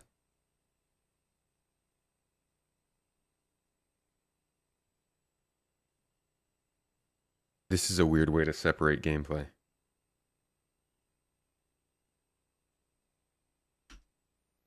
Yeah, I'm really looking forward to that. That it'll mean that whichever kind of mining profession you choose to do, you'll have some valuable, unique materials that you can only get with that profession. It's going to be a lot more different materials as well. No. You don't have to do that through limiting the gameplay though. Couldn't you just do that through making the minerals have certain characteristics? Like, couldn't you just say that certain types of minerals need a specific amount of heat to crack and you can't possibly reach that amount of heat with a multi-tool? So it's encouraged to bring the right vehicle for that certain type of mineral. But if you have enough of the tools to do it the way you want to do it, you can.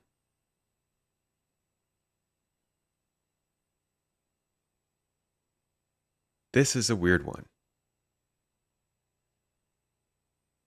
This is a weird change. And the amount of materials that we will have is Yeah. And you can be sure, Crazy. you'll be sure that between ISC and SCL, we'll definitely cover that in the future. I really like of everything you just said, and it all sounds great.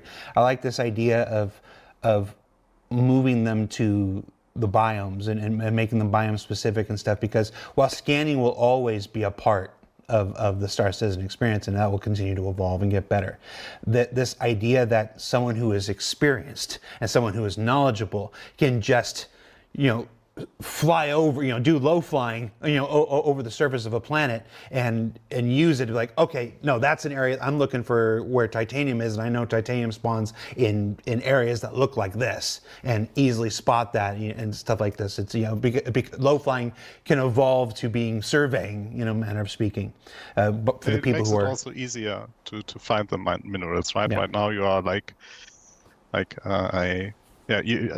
little shout out to Red Monster, but you use mining guides online, for example, to know exactly where you have to go to actually find what you are looking for. And with this, we want to make it more accessible, that it's logical where you find certain things, and then it's also clearer in the sense of, because it's just one thing that you will find there, right?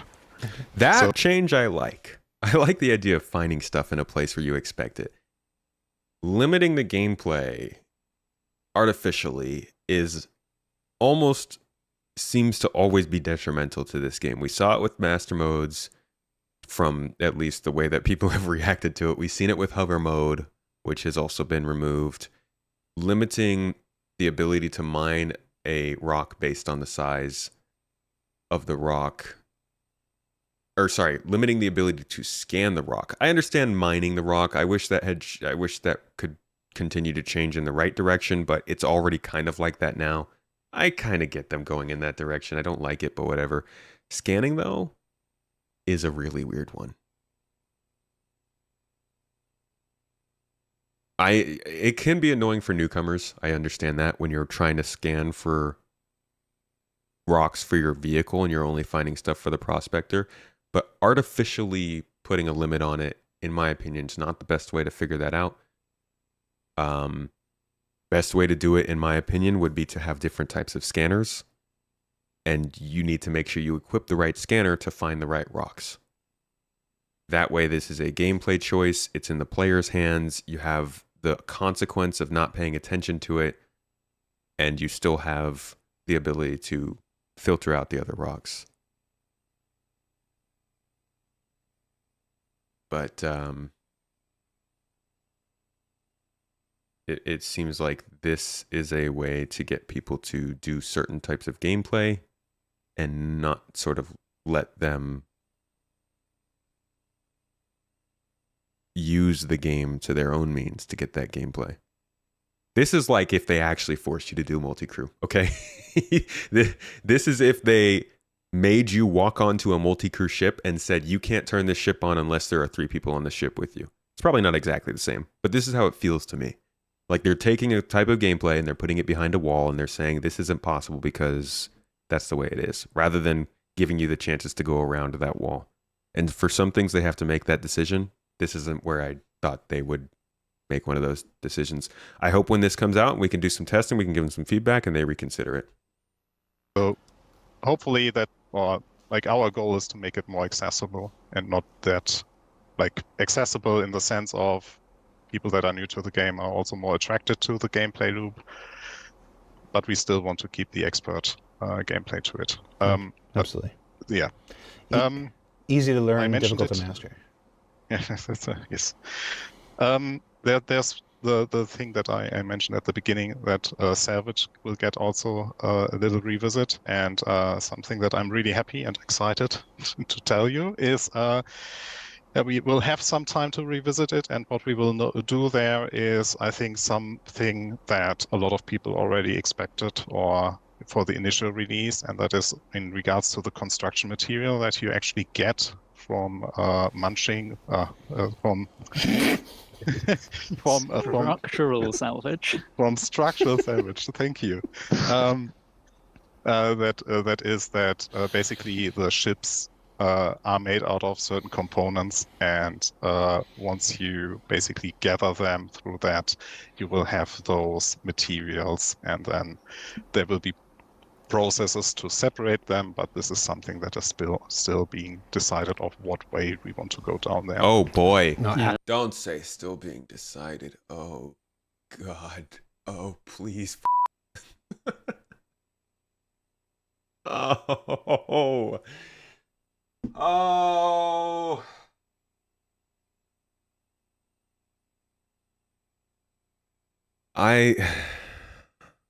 That makes it sound like they haven't figured out how refining is working,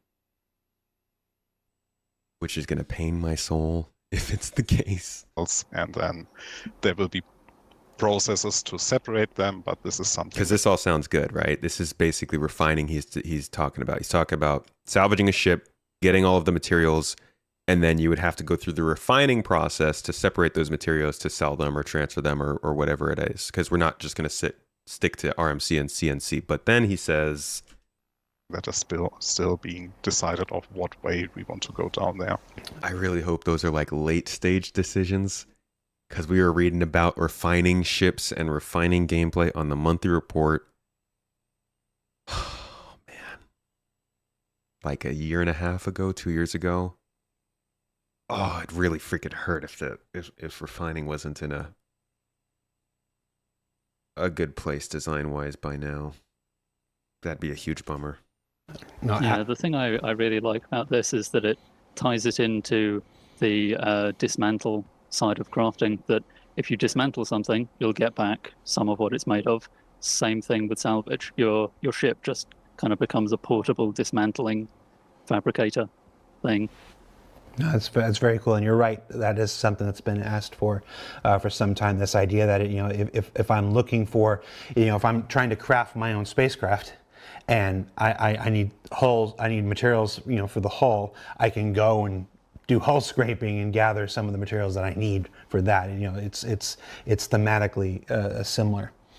Yeah, but as an additional note, there will be some materials that you won't get back. So like in the crafting process, right? So you will use some materials in the crafting process that are, like, let's say, volatile or in some way exclusive. So if you would then structural salvage your recently crafted vehicle, you might get some of the material not back at all. Like if, for example, bad example, but for an example, if good way to stop fraud, you used antimatter in the crafting process, you won't get that back. You will just get back aluminum or copper and stuff like that. But those exclusive materials you won't get back in the reverse process of crafting. Gotcha. I'm just happy I got you to say munching again.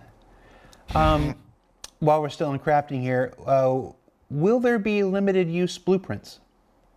Oh. Yes. In short, yes.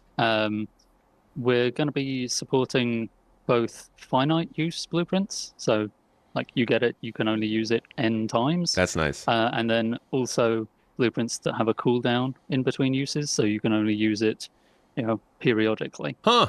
It's just to give us some extra ways to balance and limit certain things, but we're not. But if you get that Centurion sub, you get 50% off your cooldown.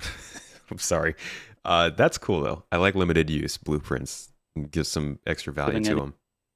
Examples of that at this point. Yeah.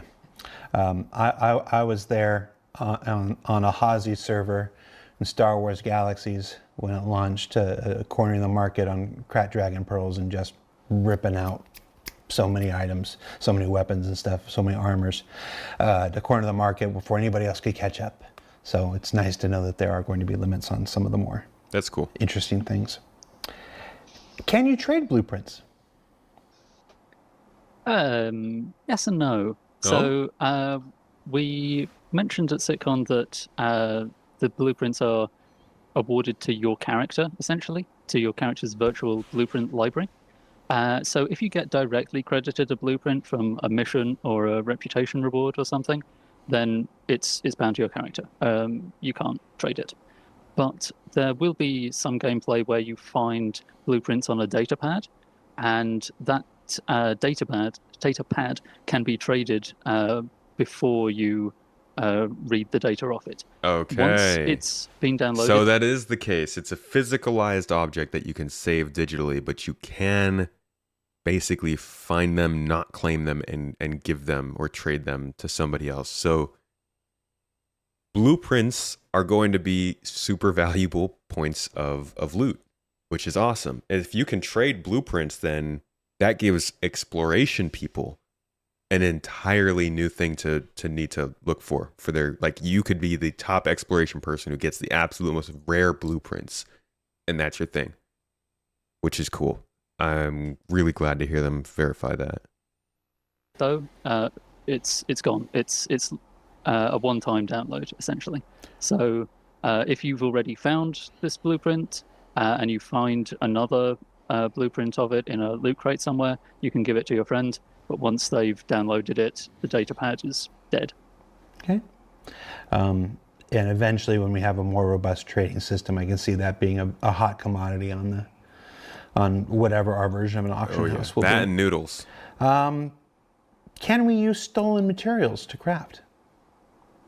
Hope so. Absolutely. The crafter doesn't care about the legality of anything. I mean, heck, you can probably steal an item, dismantle it into parts, and make... Yeah, I mean, there's something to be said about, as an org, the difference between somebody who's playing in our org and finds a blueprint and keeps it for themselves versus if you're running on like an org mission. And we would prefer that you turn that blueprint into our dedicated crafters for the org because they requisition the best materials and have all the research and stuff like that. That'll be interesting. It's going to be are there going to be org tools for that, or will we have to figure that out? There's so many details here being shared. Make a whole new thing out of it. So, seems like a good way to get rid of the evidence. Yeah, yes. Actually, that is the recommended. In fact, I want to listen to that again real quick. Trading system, I can see that being a hot commodity on whatever our version of an auction house will be. Can we use stolen materials to craft? Absolutely. The crafter doesn't care about the legality of anything. I mean, heck, you can probably steal an item, dismantle it into parts, and make a whole new thing out of it. So, seems like a good way to get rid of the evidence. Yeah, yes. Actually, that is the recommended loop if you steal an item, right? So because items have an ownership associated to them, and either you somehow get rid of the ownership marking and replace it, or you go the easy way and just disassemble it and craft the item yourself, because you don't have to hunt down the materials, or not as much materials, because again, not the 1-to-1 ratio if you disassemble. Okay. But I do like the idea of nicking someone's entire spaceship and deconstructing it and then making some other shit out of it. Yeah. Luke, we'll go back to base building for a bit.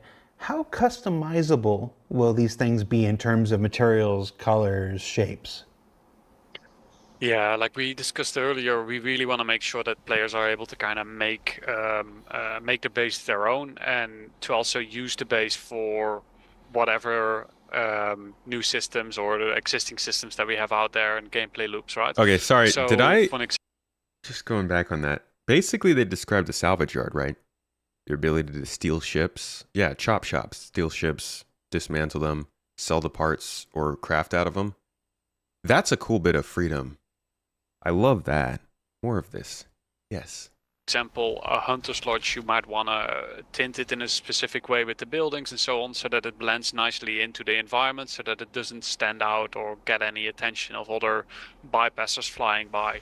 Where if you are building more of a trading hub, we want you to be able to kind of again, tint the buildings, maybe put logos on the sides, and really kind of advertise like, oh, this is my location, come here, trade, and really have different... You sell 50% off. I'll have to ask Scooter. ways of integrated. We have a lot of beautiful planets that have very different biomes and colors and structures, and we just want to make sure that we are providing a nice palette of different tints and customizables to kind of make it fit within every biome, every planet where you want to build your base. Something that we showed in base building as well, that a lot of people caught up on, is that a majority or a large portion of the buildings will also be able to be connected one another. So we're looking at we have generic buildings, and then the player can decide what they want to do within that building or how they want to tint it, and then those can be connected to corridors and other buildings and linked together, or to a hangar, and you can build your own little infrastructure with that. Well, I think it's really we're really excited to kind of see what players are going to do with those options. And and I know this first version of base building we're talking about uses what we refer to as the high-tech aesthetic. This next question is looking way out, but we'll ask it. Will there be different styles of structure in the future? They give examples like a shanty town or even alien-influenced buildings. Good question. Yeah. Before we get into that, I'll show you guys what other options they already have presented us. These are not things that they said would work for base building, but these are the architectural styles that they wanted to use for the game overall. I think 5 or 6 of them, 6 of them, 7 of them. And we've already seen utilitarian over here. We've gone over this on the channel before several times. We've already seen utilitarian. We've had colonialism. Clearly high-tech is what kind of the base building is looking like right now. The next thing we'll probably see in game is Henoism, which is coming in with the Castra system. So it'll be interesting to hear, yeah, these are the styles of buildings and stuff in the game, but does it expand over to base building? Yeah, so there's indeed, with the introduction of base building, there's a lot of possibilities out there for us. For now, we're very focused on establishing this high-tech visual very well. We have a specific set in mind in which we want to release with. After that, like we've always or Declan discussed in his presentation in CitizenCon and already hinted at, is that there is more functionality to come that we also want to look at, like, for example, branching and trading and so on. And after that, it's really going to be a question about what kind of, do we want to expand the current high-tech set with new functionality, or do we want to start building a new set with a new aesthetic? But that is something that will, we first want to see how players are going to react to the initial set, and then from there we'll make informed decisions based on the players' reactions. Love to hear it. We mentioned the mag locking at CitizenCon and earlier today, so I want to get to this. I've seen a lot of questions, and you've got one here. How will we be able to decorate our homes in a way that there isn't physics jank just all over the place? When will the game work? Yeah, that's I understand where the question comes from. So one of the options that we will have with decorative ER, the mode in which you get to decorate your place, is that you'll be able to kind of mag lock your furniture into place, and therefore only you or certain people with the right credentials are allowed to move the position of that object.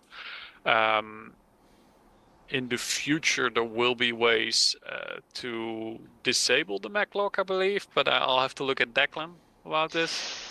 Hacking? Depend on security. Yeah, out in the future. Yeah, that's again, for the initial release, we're still focusing on just letting you build your bases, and then in a future patch, we will start to really go into like PvP, and then the mag locking discussion will definitely be addressed there as well. For now, we just want to make sure that people get to create their bases, and that they have a possibility to just have a little bit of a safeguard with the beautiful things that they've collected over the universe and how they want to put them down. And one of the ideas that we were also playing with, and we'll hope that maybe some players are daring enough to try it out, is perhaps have a ship trading base, where you have your specific showroom ships there or something. Yeah, you need to be imagine there. Just like, oh my, you are the penultimate, known across the globe as manufacturing the best snub ships in the whole game. Like, nobody even bothers getting snub ships, because if you can get that tier 5 snub ship from so and so, they've got the materials for it, They've got a shop in the perfect place in Terra that's easy to get to. Like, I love the idea of variability from crafting, and then the mechanics that allow you to sell it, to trade it, to use it, to refine it and craft it and do things with it that other players can do. That whole segment of the game to me is so freaking cool. Just like, please confirm to me that refining is at least somewhat in a place that's really gonna weigh on me. I thought refining would be something that they might actually spring on us in the next year or so as relatively far along. Penultimate, who wants to be second best? You really want to be best? You always got a target on your back if you're the best, you know? They're not getting nicked, I guess. Or, yeah, again, stuff for the future as well. Gotcha. I'm sure they'll also maglock boxes together to make the ugliest structures that we've ever seen before, so we can look forward to that. Declan, don't give them any ideas. We made beautiful art for it. No. You don't need to give people ideas. I already know what the first base build is going to look like. Wait, what did he say? So we can look forward to boxes together. Again, stuff for the future as well. Gotcha. I'm sure they'll also maglock boxes together to make the ugliest structures that we've ever seen before. So Dude, I want to be able to maglock big boxes together right now. How many times are you guys trying to organize cargo in a place that's not a cargo grid, and you just wish that the boxes would snap together just to make it simple? I do hope that they allow us to do that, have some sort of system that does that in the field. we can look forward to Declan, don't give them any ideas. We made It's beautiful too late. art. We got the ideas, baby. Need to Too give late. people ideas. I already know what the first base build is going to look like, and I can't say it. I am It's a penis. most magnificent base ever built. I have high trust in the community. And in case anybody's new to video games, the acronym is called TTP. And we'll see how long that is. Time to penis? It's my last show of the year, right? Yeah, it is. Is that time to penis? I hope that's not what it stands for. Can you work together to create a base? Can you work together to create a base? Or can you charge a fee for using a base's services? Yes. Yes, It's like I've stopped myself physically I've stopped myself in my head from making at least 5 different jokes about time to penis. again, I'm super mature. Make it very dynamic and open so that different bases can cater to different players and different player experiences. So you'll be able to build small bases and maybe even slightly larger bases, but it might take a while by yourself. And then, of course, you can just team What? You're not forcing us to multiplayer for this? I'm sorry, I gotta stop. them up, and you can, together with a friend, really quickly build a smaller base, or really start to try to literally take things to the moon in the future. But you'll be able to build larger structures. Will be recommended to do that in groups. I think I saw some people discussing whether they would be able to sell services on their base, though. They And will. I think that'll be pretty cool that you can Dude. build up some infrastructure and have people pay to use it. What? Like a refueling depot? See, I hope they answer the question of how this ties into the Star Sim with the economy and everything, because that's a lot. Okay, when you say sell services, my mind went to a different place. What are you talking about? TTP, Jared, come on. We sell the TTP service. Talking about, I've built some really high-tier crafting machines, and I'm just going to let people come to my base and craft stuff with the best machines. Yeah, that's definitely what I was for a thinking. price. It's definitely What what were I you was thinking? I'm thinking let's move to the next question.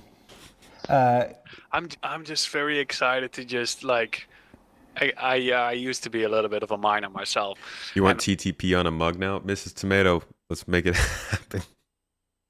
I'm sure there are plenty of those, to be honest. I can't wait for people just to kind of figure out like, oh, I got my little base here. I'm mining my own resources, and now I'm gonna start shipping it to like Declan's base, his base is all about refining, for an example. And I go and I use his services there, and I get my valuables refined, and then I'll sell it at Jacob who is building his base. And then over the weeks and months that I'm playing my loop and doing my adventures, I can actually see Jacob's base expanding, and I can see how my involvement has a tangible impact in the universe. I wonder if they're going to give us internal tools to monitor trades like that. Or will you have to manually verify? Like, could we possibly set up a mission where the game can track that I am supposed to be sending so-and-so amount of cargo to so-and-so location over this amount of time? That'd be an incredibly useful tool. I mean, that could be a complete game changer, right? That's the difference between people having to keep on top of all of the things they're doing versus the game tracking it and keeping you on task. Yeah, trade beacon or whatever the next version of that is. A mission that says, if 50 SCU of so-and-so makes it to this base every day or on this day, when that happens, you get paid this amount. The owner of that base doesn't have to check in with their friend every single time they make a shipment and pay them manually. They could just have something set and get notified every time it triggers. I think that kind of thing would really help with letting people take part in a multiplayer game in a multiplayer fashion without having to interact with other people. Because now you have people who want to play this kind of single player environment where they're just a lonely trader that's shipping back and forth between two player bases, but maybe they don't want to have to talk and work with those people who own the player bases. They just want to ship the goods. I think this would be the best way for CIG to allow for the game to act as a multiplayer environment without forcing people to do multiplayer to take part in most of the gameplay. That I can get on board with you with. They should be, allowing that kind of thing. But I don't think they've talked specifically about that yet, besides Nick, who's part of the economy team, in August talked about player-made missions. So we could see it kind of going in that direction. Don't know how far it'll go, though. Very cool. Also made some money, which is quite trespass, good. bypass. True. And maybe basically just different permissions on your base. And meet new people by selling them stuff. Next question. Can you spawn in your base or group bed log? Group bed log. Now we're back to the services I was thinking about. Yes. But so you need the it's respawning. Bye. Have fun making a video about this for next week. All about log-offs and log-ons. You need the proper building for that. So whoa! Right now. Wait! That wait, what? What did he say? You need the This is for respawning, right? Now we're back to the services I was thinking about. Yes. But or group bed log. Group bed log. Group bed log. Now we're back to the services I was thinking about. God, Jared. Do you need a specific building? What? Next question. Can you spawn in your base or group bed log? Group bed log. Now we're back. Dude, what? But so I'm gonna listen to this whole answer. So you need the proper building for that. So right now the intention is that if you have a med bed or if you have an hospital area in your base, you can use the imprint system there. Oh, it's for respawning. Okay. Your gathering point as the group. Okay. Declan.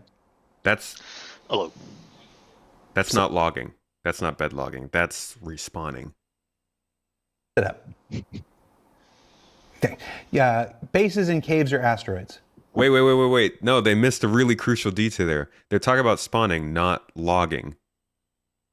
The idea of logging, at least right now, as of the last we heard, can happen anywhere. Earlier this year, I keep thinking last year because 2024 took so fucking long. Earlier this year, one of the higher ups of the company came out and said bed logging is no longer required. We are going to change it so that you can log in and out anywhere you want. So, like, when he asks about bed logging here, they're missing a real important answer. Or group bed log. He said group bed log. The intention is that if you have a med bed or if you have an hospital area in your base, you can use the imprint system there. But he's talking about spawning. Use this as your gathering point as the group. Dang it. Declan. Might have been Invictus. Hello. Sit up. Okay. Yeah, bases in caves or asteroids? I would like to apologize to all the goblins out there, but it's not on the roadmap right now. Okay. Well, Thank you so much for saying that. We need that every once in a while. You just really need a whole no now and then. Had to get to at least one question where it wasn't something we were doing. Let's see. Can we start a build using our drones from something like the Starlancer, then leave? Yeah, again, a yes answer. Yes, you can. So once you set the building in motion, you can go on, carry on, log off, and the drone will basically do its job, and while you're offline. And if the build finishes, the drone will then try to get back to its host or its mothership. And if the mothership or the host is not around anymore, it will self-destruct. And yeah, you need to get a new drone afterwards, but you will get a replacement by, if you used your Starlancer, for example, by simply repairing the Starlancer, and then you get it replaced by this process. Okay, I'm going to ask a question here. I also hope he clarifies something. Because I'm thinking about this.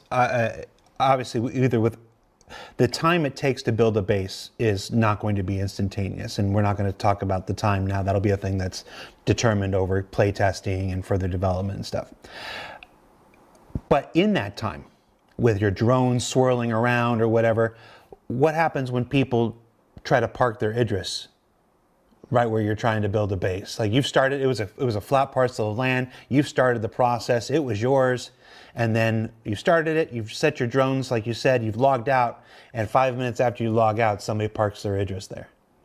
So there is still, in short, that's not going to be possible, because there's, I think we mentioned it briefly in the CitizenCon presentation, that it's a physicalized hologram, that the intended place of a building will be physically barriered. I don't know if you want to call it a force field or something, but just, yeah, you can't park there because it's under construction. Gotcha. Yeah, correct. That's cool. I think I missed. Okay, the question I was wondering, which I feel like is the question that they were actually asking here, is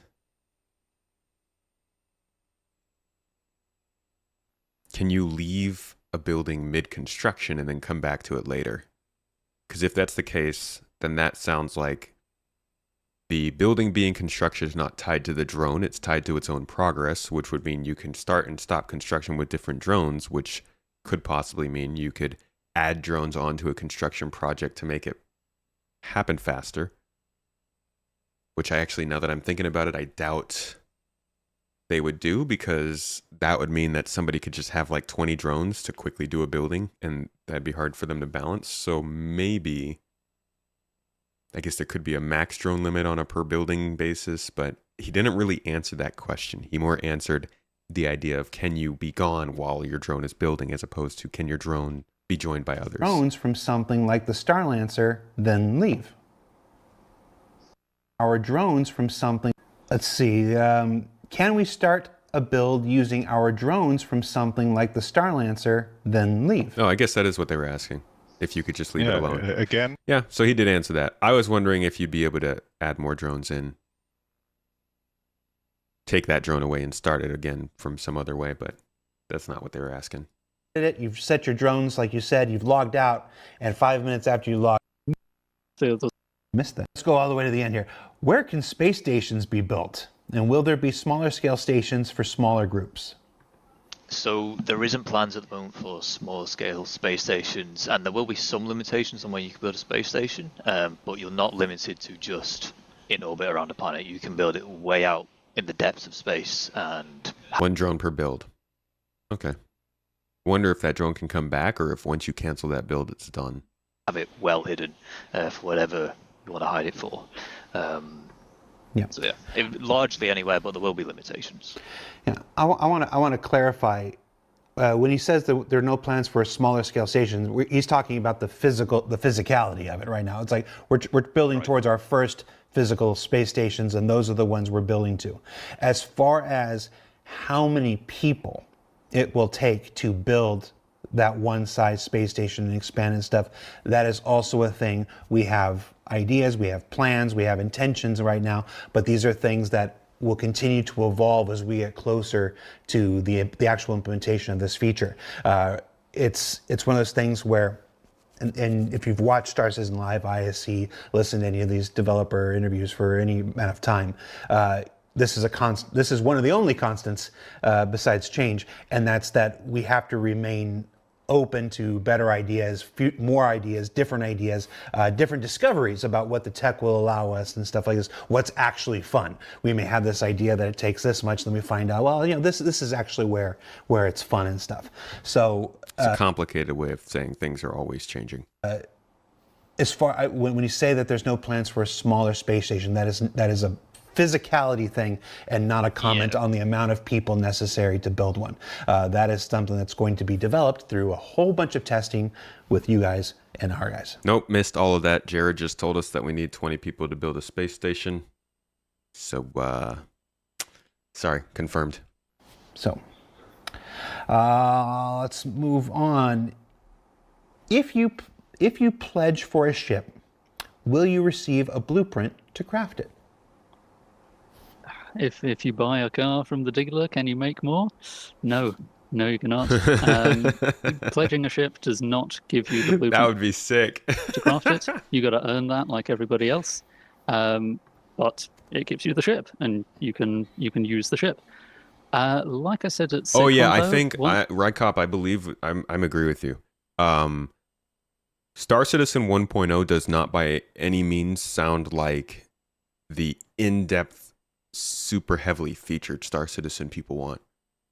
Not gonna lie, the Star Citizen 1.0 sounds like a good game. It sounds like a fully featured game that will be fun to play and worth. I can't say it's worth the time it took because that's insane and I don't even know. But it does sound like there are going to be very substantial features, polish, and expanded content that's going to come after Star Citizen 1.0. And I guess they're going to have to keep it relevant. You can't just leave a game. Games are only popular as long as they keep getting new content, and they're going to want to keep updating Star Citizen. So I think that, there's going to be a lot of different things that'll be going into the game after 1.0. Oh, that's hyperbolic, Blam. I mean, there's a lot of really good details they've talked about for 1.0. Like putting crafting aside, while that is, I agree, a huge part of it, it seems. Things like the missions, the guilds, the actual idea of time sinks, those the systems that are going to be involved, along with how the factions function with those systems, I think those are really important parts. What they didn't talk about, though, and I agree on this, is the more advanced versions of mining, salvage, refining, stuff like that, which sucks. But yeah, I think there's plenty more to come after 1.0 too. Ship, and you can use the ship. Like I said at SitCon, though, once you've got a ship, however you got it, whether you pledged for it or got it in game or nicked it or something, you will be able to upgrade it. So even though you can't craft directly, make a brand new high-tier ship, you can upgrade the one that you pledged for in-game materials. What I liked about this, sorry to pause so much, but what I liked about this goes back to what they said during CitizenCon, where you can actually steal ships, and there is going to be a mechanic behind stealing those ships and getting the tags wiped, making sure they get cleaned off so that they're no longer registered as stolen. And the idea that maybe you could steal a ship, you could plot a whole thing, steal a ship, actually get it to a place where it's wiped. Like, imagine the actual possibility of being a brand new player to this game, figuring something out in the first 2 weeks and going and stealing somebody's carrack and being able to get that cleaned out and updated and insured, and it's yours. And you didn't have to work for months on end to afford that. You literally just figured out how to go through the work to steal it and make it your own. And then, upgrading it, as he's talking about here, chopping it and selling the parts, whatever it might be. That's insane to me. that's going to be a possible game loop in this, and might make me try a little bit of piracy myself. But also, that means we're going to have to take our ships a lot more seriously, if that's a possibility. And research and all that. But yeah, you'll be able to do that to ensure your vehicle has the best stats that you want for it. Okay. And you just butted up against one of the other big questions that a lot of folks had after that presentation.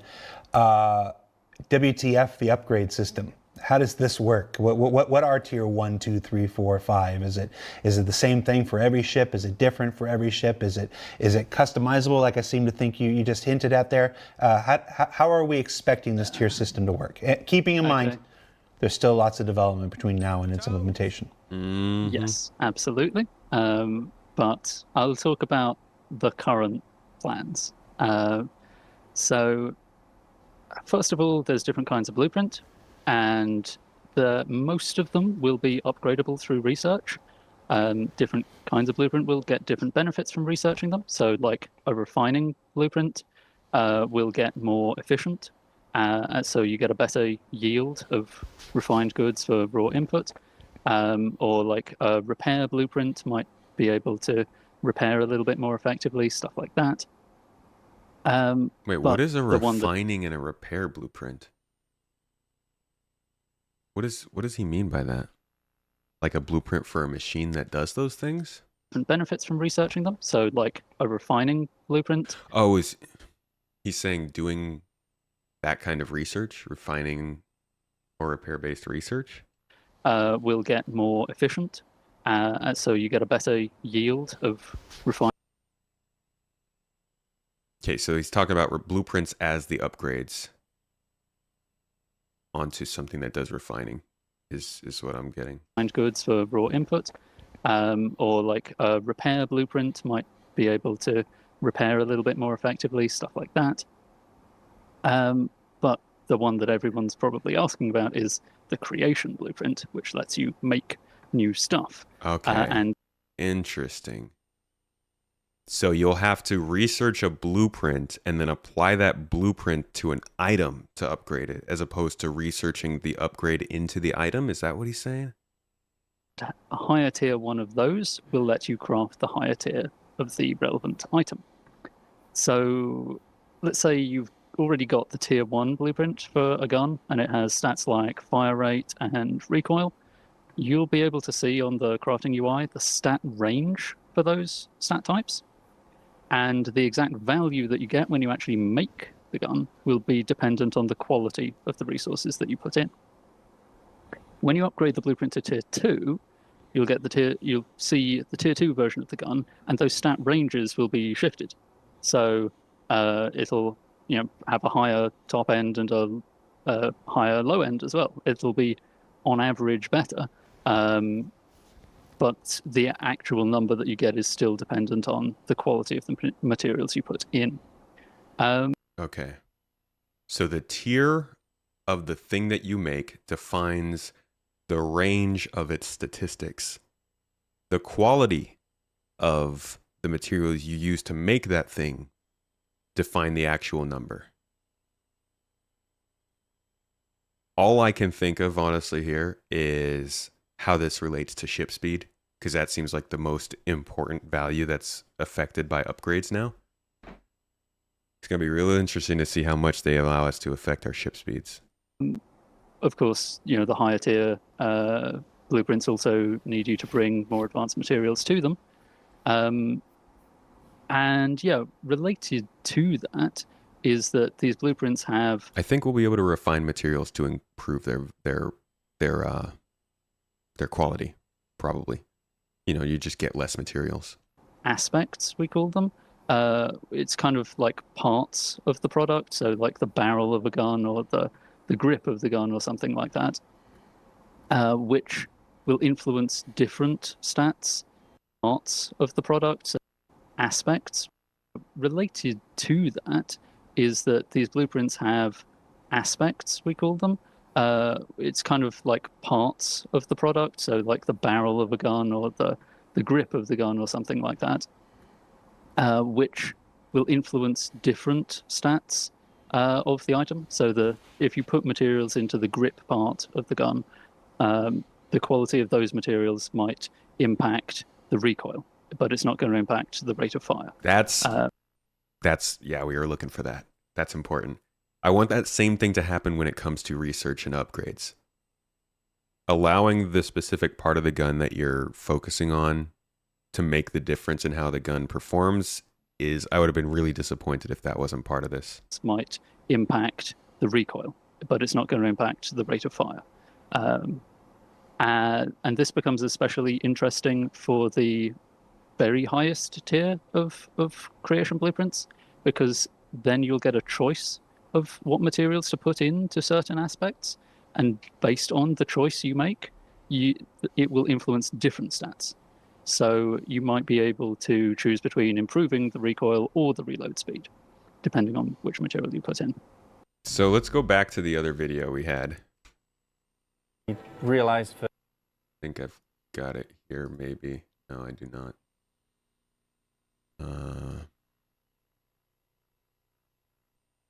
So going back to what they showed us before, the page with the weapon on it gives a little bit of insight into like the stats and stuff. So you can see there's integrity, wear resistance, misfire chance, fire rate, all that stuff. And what he's saying here is when you're crafting, you might have, yeah, here we go. You got frame, wiring, and condenser here. And basically they can come up with different parts that are represented by different materials. And so he's trying to say, like, if you've got the ability to put high-level wiring materials in here, higher-level condenser materials in here, let's say you've got, I don't know, a high-level capacitor as well, defined by a certain type of material, it sounds like he's saying you'll have to choose between two different components to focus on, but essentially you'll be able to choose where you put your high-level materials into each of the parts, and that's what would improve the gun. So like this one is getting an improvement in fire rate because maybe they put a good material into the frame as opposed to the condenser, or vice versa. And that sounds like it's giving people a lot of opportunities to get a little more specific with their crafting. It gives weapons more variability when we find them and loot them. There's a lot more types of weapons and combinations of weapons and stats we can find that make them mean more when we find them, which is good. I think it's a nice balance of allowing players to make a difference to this kind of stuff, and also making sure that it lives in a system that they can control. Interesting. Yeah, and then I guess the only other kind of blueprint that's... Yeah, as long as it's not RNG. Like, that's the thing. It's got to be focused on the parts of the weapon we're upgrading and very logically translated from the materials we're using, not just like some random stat boosts. Interesting for upgrade is the upgrade blueprint itself, because research and upgrade blueprints are not quite the same thing. But if you use an upgrade blueprint to increase the tier of an existing item, none of the existing stats or materials on that item matter anymore. It's just the new materials that you put in for the upgrade will affect the stats. So you're always wiping over. You're starting over at a different level every time you update to a new tier. And that means that you have to go through more resources to get. It's like gosh, there's a system that's kind of like this. I guess it's kind of like new game plus. We used to prestige with Call of Duty, where you would work your way up to the top level of Call of Duty level, and you get all that skill and all that experience and maybe a couple skins and stuff that you keep over, but then you make the decision at some point to prestige, and it takes you down to a baseline in which you're recognized as being higher level, but technically you're still starting over. So higher baseline, lower variables, and it feels like the same thing for this sort of weapon. You work it, you customize it, you make it as good as it possibly can be in that one tier that you're in, and you've got the best tier 3 level of that weapon, and then you decide, okay, it's time to go up to tier 4. Taking a step back, but ultimately you'll be able to get higher as you work through your way with that gun. Keep it maintained, keep it upgrading, keep good hold of it. I like that. I think that means that maybe you'll have certain guns and certain items that have like history to them that you've put in a lot of effort to make sure those are the ones that you've always carried and you've got stronger feelings about them. That's cool.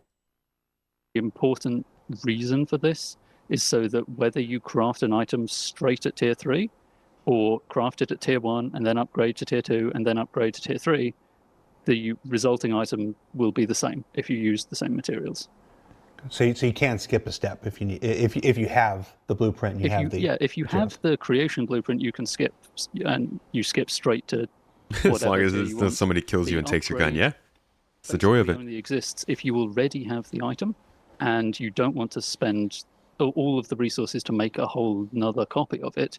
You just want to spend the smaller amount of resources necessary to turn it into the higher tier one. And that upgrade blueprint, I assume one of the ingredients is the original item. Yes. Yeah, guys, and so you were speaking, you're speaking primarily of guns and items, but this system, one would assume, is also applicable to the ships as well. Yep, absolutely. And not only ships, also ship components. Dude, that's I don't know how they're gonna carry it out, how it's gonna work, but it does sound like an exciting part of the game to me. Something that we really want to make sure is that we don't want you to go through the process of, because you crafted your tier 1 item, you then have to disassemble it to just craft a tier 2 item, right? So that is like nonsense. So we really want to enable players to have their item and then use the upgrade to actually still have the item, but then the better version of that. Yeah, it's just a recipe that includes the original item as part of it. So extrapolating this out here, if you take something like an Aurora, let's start just with a base level here, and you have now upgraded the hull to stage 5 or tier 5, where you've now use specific materials to customize specific elements and stats of that hull. And then you've done the same with the weapons, and you've customized the weapons up to tier 5 with certain materials to benefit certain things. And you've done the same thing with the components to custom up to tier 5 to customize certain attributes differently. You can have an Aurora that is dramatically different than David's Aurora or Pete's Aurora. No, at that point it just becomes a Scorpius or something. It's like, absolutely. This is where we start to see the differential between not just individual ship models, but within the ship model itself. And when some decisions are made that affect the baseline of a ship, the one that folks can buy in Astro Armada or whatnot, and so those decisions don't happen in a vacuum. They have to be accounted for. Also, the potential upgrade path that is coming with crafting and stuff like this. And if a ship is in a certain way where you're like, well, I'm not really a fan of it in its base configuration, but through time and effort on the player's behalf, maybe you can take a ship that you weren't totally happy with and now make it to something that becomes your daily driver. The amount of balance, so much balance is going to be needed for this. Yeah, this calls back to the heavy balancing effort that Torsten was talking about. So I'm thinking, like, this is crazy. Earlier, that one of the big challenges is going to be very carefully balancing all of the different possibilities that you'll have access to with crafting. Because instead of just one ship has these values for these thrusters, the ship hull can change. And the thrusters can change, multiple tiers of them, quality, scaling, lots of potential for variation. So, we will be paying very close attention to this. You're just creating a whole lot of work for Rich Talbot and his team, aren't you? Yes. Sorry, guys. He's going to bust through the wall like the Kool-Aid man here in a minute. All right, we've got a little bit more time. Let's go back to some base building here. How well will bases Heck yeah, balance blend? is going to have to be a very long-term ongoing thing. And honestly, people are going to be unhappy. There's going to be things that are broken or meta or get nerfed at. Like, you guys see how much people lose it right now when it comes to them changing ships.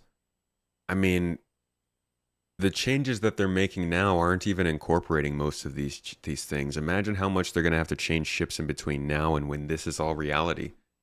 Look at how much we go through when these ships change. I think the number one thing they're going to need to focus on over the next couple of years is their communication. They've really, really got to be good about explaining to people why they're making the changes that they're making, because they're probably going to have to make a lot of them. And people get pissed if they don't understand why. Into the surrounding environment. I think longtime players can remember that the very first outposts that ever appeared in 3.0 were almost always up on stilts. Yeah, they better have a balanced team, right? Or a couple. How well will our stuff blend in with the terrain? Yeah, so you'll be able to kind of, again, with the tinting, you'll be able to kind of pick certain tint palettes that work better with the biomes that they are in located. You can also put buildings around trees and stuff. If you put the building on top of the trees, it will get rid of the trees, but with the nice precision placement mode through the construction ER mode, you'll be able to find a nice position and to kind of get some trees to maybe cover a little bit of your building as well. We'll see how that goes. Because we also have the construction drones that need to fly in and out, so we'll have to we're taking those things in account, but you'll be able to kind of blend it in pretty well if you want. And additionally, we'll have some buildings that actually will be able to kind of reduce the signature of your base as well, to kind of further kind of hide your base if you want to. Nice. Or in the other way, like really make it stand out in the base in the environment. But yes, the idea is that we will have different tint palettes that fit with the different biomes that can be found on the planets. Cool. One reason for change is irrelevant. I would point towards the bottom line. It's always relevant if it can decide how much money you make, and their communication absolutely decides how much money they make. Community is going to have to make a major shift as well. People simply refuse to accept change. I agree with you there. Some people have a real difficult time accepting that this game might change as we get closer. I understand things we don't want to change will change, and that's very frustrating, especially things they didn't say might change. We've seen it very much here while we're sitting here watching this. I've had a couple moments where I'm like, yeah, that's changing, that's not fun, but you know, I'm going to accept what needs to be done for this game to be made. I'm going to lament the things that I wish had been done and be annoyed that they're not. It's not. This game isn't exactly how I wanted it to be, or it doesn't match exactly what they've said. I've accepted that there are going to be things that change over time, and I think that certainly can help not be so intense when things happen.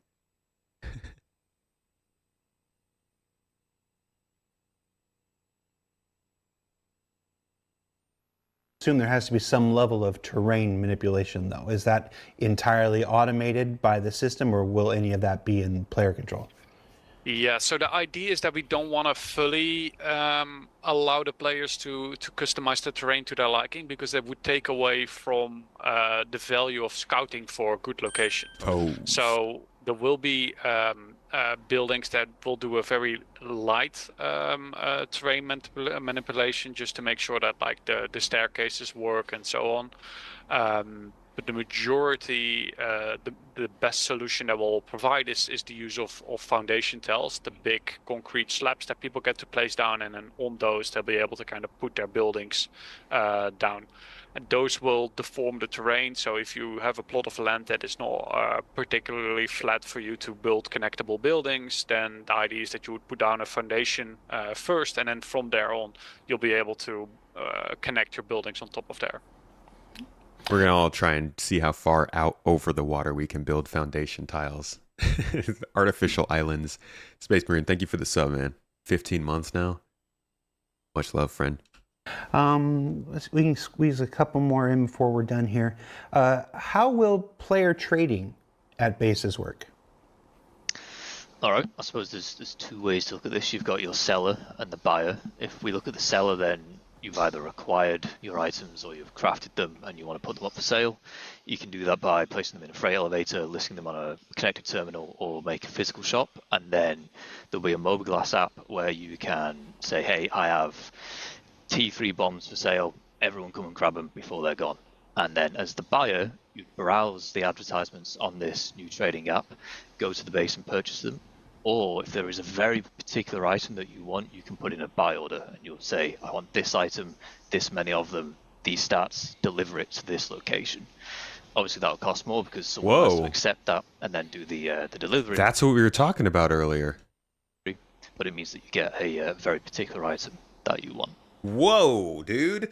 See, they just randomly whip out details like you'll be able to do a buy order, which, you know, we kind of assumed you'd be able to do, but hearing it confirmed, that's what we were talking about. Owning a base and selling another base. I want this many things to be sent to this base. Do it. Now, the only other detail we need to hear from that is that the person who gets that buy order can outsource the actual job. At that point, we will be able to fully have requisition calls, buy orders, economies between orgs with regular trade routes. That could be crazy. So cool to hear that they have that functionality. That's at least part of the step to a really good future for this kind of stuff. But ultimately, you know, player trading is also good. I like the idea that they're working on player trading. They have a good idea for it. I hope that they also have a way for us to trade things hand to hand. So you can select something in your inventory and basically click a button that says trade with player, and then another person who's standing in front of you can just grab it from you, so that we don't have to put stuff down on the ground every time we want to trade something. The delivery, but it means that you get a very particular item that you want.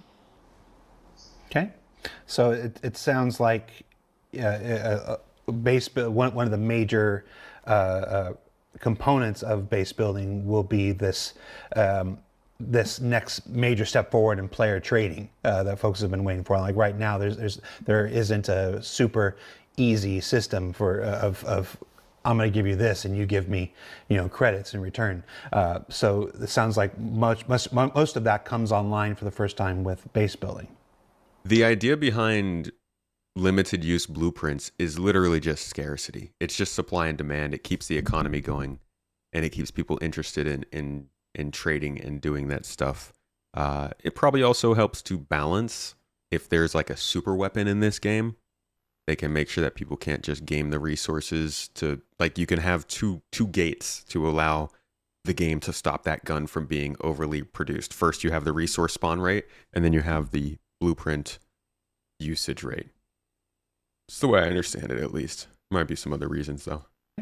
So it sounds like one of the major components of base building will be this this next major step forward in player trading that folks have been waiting for. Like right now, there isn't a super easy system for of I'm going to give you this and you give me, you know, credits in return. So it sounds like most of that comes online for the first time with base building. Yeah, and it'll be interesting to see actually the spread between, you know, like local shops and people who band together to make like big market bases where it's shared and hundreds of people can come and sell their stuff. Yeah. And that's not to say that, obviously we've got Mode Trader app for Moviglass and stuff. That's not to say that this comes out before that comes out. You guys remember what it used to be? What we used to have to do to trade money? You'd have to make a mission, a beacon, for somebody to find, and that person would have to be sitting there with their button, their finger over the button, ready to hit the button to accept that beacon so they could receive the money from your job. That was the only way to send money to a friend. It's so funny when somebody could get in between that and steal the money right out from under you. It's just, as far as I'm aware, speaking in this moment right here, there's this, and I'm not up to date on the release of additional Mode Trader apps. So I'm not saying one comes before the other. I'm just speaking with what I know. Last question. Last question. We can let you all enjoy your weekend. When the Pioneer was first introduced in 2017, it was alongside it was this idea of land claims. And for every time the Pioneers come back into the pledge store, it's come back alongside land claims. In this year's IAE, it was brought back to the store without the land claims. That's led some people to speculate that land claims are gone. Didn't that get people angry. I think I heard about like that was making people mad that there weren't land claims with the Pioneer. Or they're not a part of the design anymore. I'm going to say right now they are. Let's talk about what our current thinking is, what our current plan is, what our current intention for how land claims are supposed to work. And keep in mind that, like everything else, there's a period of time between now and when this is implemented, and we reserve the right to have any better ideas that come along. We reserve the right to look at what you've said on Reddit and Spectrum and everywhere else on YouTube comments and have that inspire better ideas. So while these We're great for inspiration, dude. We have a way with words. things may change, let's talk about what the current plan for implementation is for land claims. Yeah, so there's a lot here. I'll kind of walk through just plots of land in general, and then we'll talk about how the land claim beacons fall into that. So when you go to acquire a plot of land to build on, there's a couple of choices you need to make straight off the bat. We have a general plot, which allows you to build anything, and then there are prospecting plots, which are a little bit smaller. It's solid to hear them talking about this kind of detail. It'd suck if they were like, yeah, we're planning on doing this and that. Like, he's saying these things like they've already figured out how it's supposed to work, which is nice. Cheaper, and they're more geared towards mining. You'll see a square layered on the terrain, and that's basically your current selected plot of land. You can grab a face of it, make it a rectangle, make it into a bigger square, and this is you selecting the surface area that you want, and the cost scales up with the surface area. Oh, that's cool. So they're not preset plots. Purchase a 1 by 1 kilometer and then another 1 by 1 kilometer, it would actually be more expensive because the cost will take into account the total surface area you own on the planet. Where the beacon comes in is that you kind of skip this initial UEC cost for purchasing a plot. You just use the beacon and you have your plot of land. From then onwards, if you bought with UEC or you used a land claim beacon, there'll be a reoccurring UEC tax. Literally exactly And if you fail to pay that what we tax, thought it would be. You're not buying land through those claims. You're just buying the ability to do what everybody else is going to do with the same kind of beacons. over a period of time, you'll begin to lose rights to your base, and eventually you'll lose complete ownership of the land, complete ownership of the building. They can be looted. Someone else can buy up that area. That's, you know, it's very important that we avoid this concept of like a dead base. We don't want people to be able to just go AFK either for a year, even though they stacked up billions in their account. Mm-hmm. We still don't want them to be able to have a dead base. We want to free that up for the players. In addition to that, there will be some limitations where you can buy plots of land and use beacons. We're going to have, for want of a better term, a national park, both in lawful and lawless areas, and it's a no-build zone, and this allows us to reserve land that's pristine for exploration, it's pristine for resource gathering, and so on. Good. I think that's, oh no, there's one other thing, sorry. When you have your plot I love a national park on the local space station. Land, there'll also be an exclusion zone around it where no one else can buy or build, so you can't get boxed in.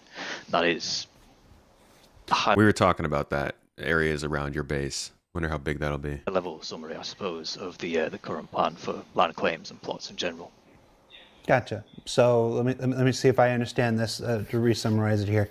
So anybody will be able to go and purchase a plot of land so long as it's available, so long as it's not in one of these no-build exclusion zones. You reference national parks. They're not literal national parks on Pyro 3 or whatever, but you know, areas that are protected for gameplay reasons. We have to make sure that there's still plenty of areas to do missions and minables and stuff like this.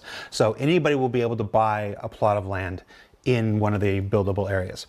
The land claims basically are your like coupon for that. It's like you can pay a brand new UEC cost to purchase that, or if you have a land claim, it's like, nope, I already prepaid. This is my prepaid voucher, and you hand that in, and you get the land claim for that.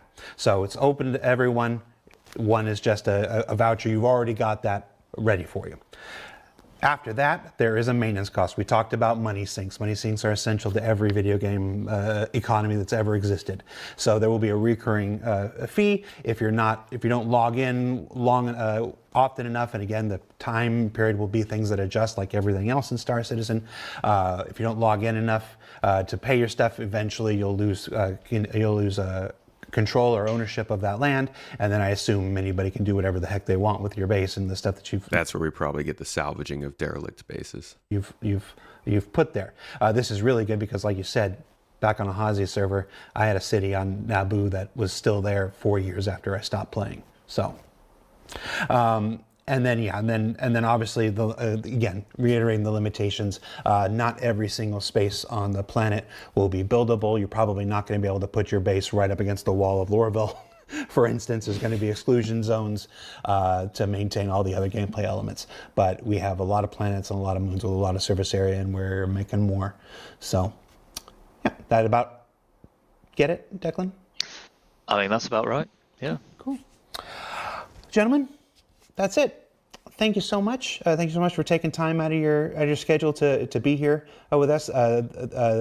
It's always a pleasure to have you on here. I knew when we were putting together this presentation for CitizenCon, you know how excited I was from the first day on. Like this is there are jokes on Spectrum and Reddit about how crafting is the answer to everything. It's not the answer to everything, but it is the next. Crafting has become very central to the game very quickly. Major step forward in the evolution of our game, alongside base building, where finally, for the first time, you have a true sense of ownership in the builds in the universe. So I'm really excited about both. I know a lot of our players are.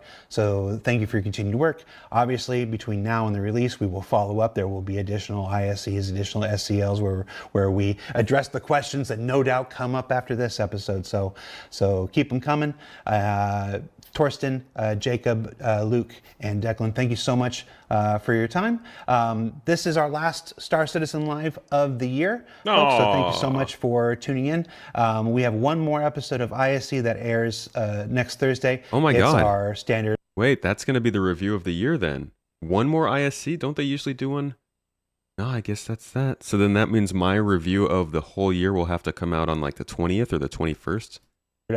Patch report episode where we're going to revisit a bunch of the stuff that are coming online with the upcoming 4.0, and then I gone fishing. We'll see you back here in 2025. So keep your eyes on the robertsspaceindustries.com website for updates on 4.0 when it moves from the next wave of PTU and then its eventual release.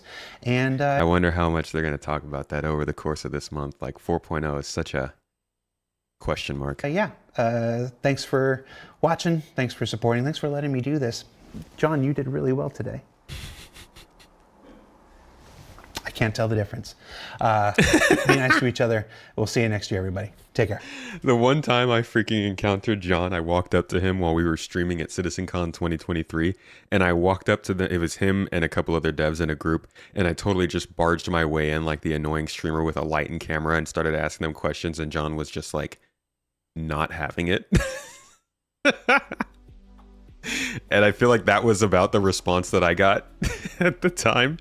So this was a really freaking good Star Citizen Live. Holy crap, they answered some very important questions. I mean, this was a roller coaster. Gosh, I went through so many emotions here. I think they did a good job of explaining things at a high level and hitting on some of the important questions that people really had when it came to base building. I mean, base building, missions, resources, trading. There's a lot of good information here that corresponds to a lot of the game. I'll probably rewatch this video 3 or 4 times.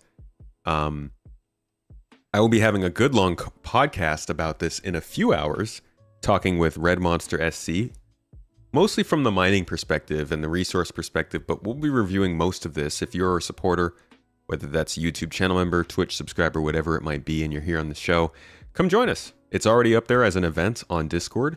You should have access to the exclusive channel where you can watch our live podcasts as a supporter. So RSVP to that. Come join us. Check it out. We do some gossip. We do some chat, and it's good times. But this is a good talk.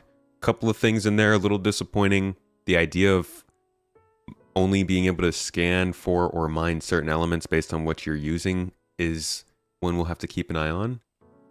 I just can't understand how you can survey a planet and find valuable minerals for ground miners to sell if you can't scan for ground minables from a ship. So maybe they're gonna change that. Maybe I misunderstood it. Whatever it might be, I hope that isn't the way it is, because we like freedom, you know? Let us do some stupid stuff and then pay for those decisions. Either ways, this was really good. Good information, couple of little disappointing points, but overall, the information, the way it was delivered in this video, one of the best SCLs of the year. And I'm glad that we're finally starting. Well, I'm just glad that we've got that info with the blueprints, with everything. This is a huge part of progression and economy and late game gameplay that people are going to want to know about. So thank you all for joining me for it live. If you did, thanks for watching this after the fact on YouTube. Make sure to, do a little subscription. We do deep dives like this all the time. Also put out some more casual news on this channel and just generally highlights from the stream as well as my podcasts. And if you haven't ever seen it, my main channel has some more prepared stuff, which I'll probably put a video about this on. Actually, I'm going to talk about logging on and off in a video coming up here shortly on the main channel. So keep an eye out for that. Either way, though, hope y'all enjoyed this stream.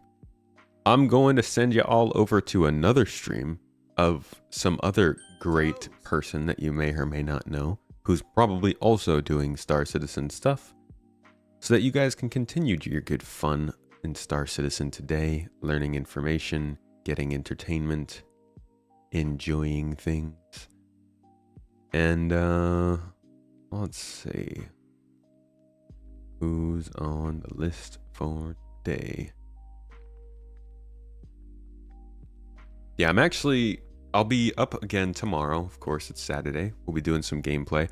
I gotta see if the org is doing anything tomorrow. If not, then maybe we could do some 4.0 together. We can go explore. I'm working on a 4.0 cinematic, so maybe you guys would be interested in seeing that in development, a little behind the scenes. Thank you very much. Otherwise, I'll be back here, same time, same place, tomorrow. Gameplay, good fun, chatting, hanging out. Y'all know. And then I'll see you on Monday as well. Podcast should be out by then. I will have a video out tomorrow about master modes. I will have a video out probably Tuesday or Wednesday about logging on and off and base building stuff. And a video out by the end of next week. Let's see, what does the whiteboard say back here? Video about Star Citizen needing stability. That'll probably be out a little bit later than that, but that's a big one. I think everybody agrees with that. So keep an eye out for videos and podcasts, folks, and thanks again for being a part of this. I'm going to send you all over to Bognogus if you're on Twitch, and if you're on YouTube, I'll just see you later. Thanks for being here. You're great people. You deserve a wonderful day, and I hope to see you tomorrow. Go give somebody a hug, folks. Eat something you love. Do something you love. Treat yourselves well. You're good people. Luna Maria, congratulations again to you, your family, and your baby. Have a wonderful weekend. And everybody else, much love, folks. See you in the next one. Bye-bye!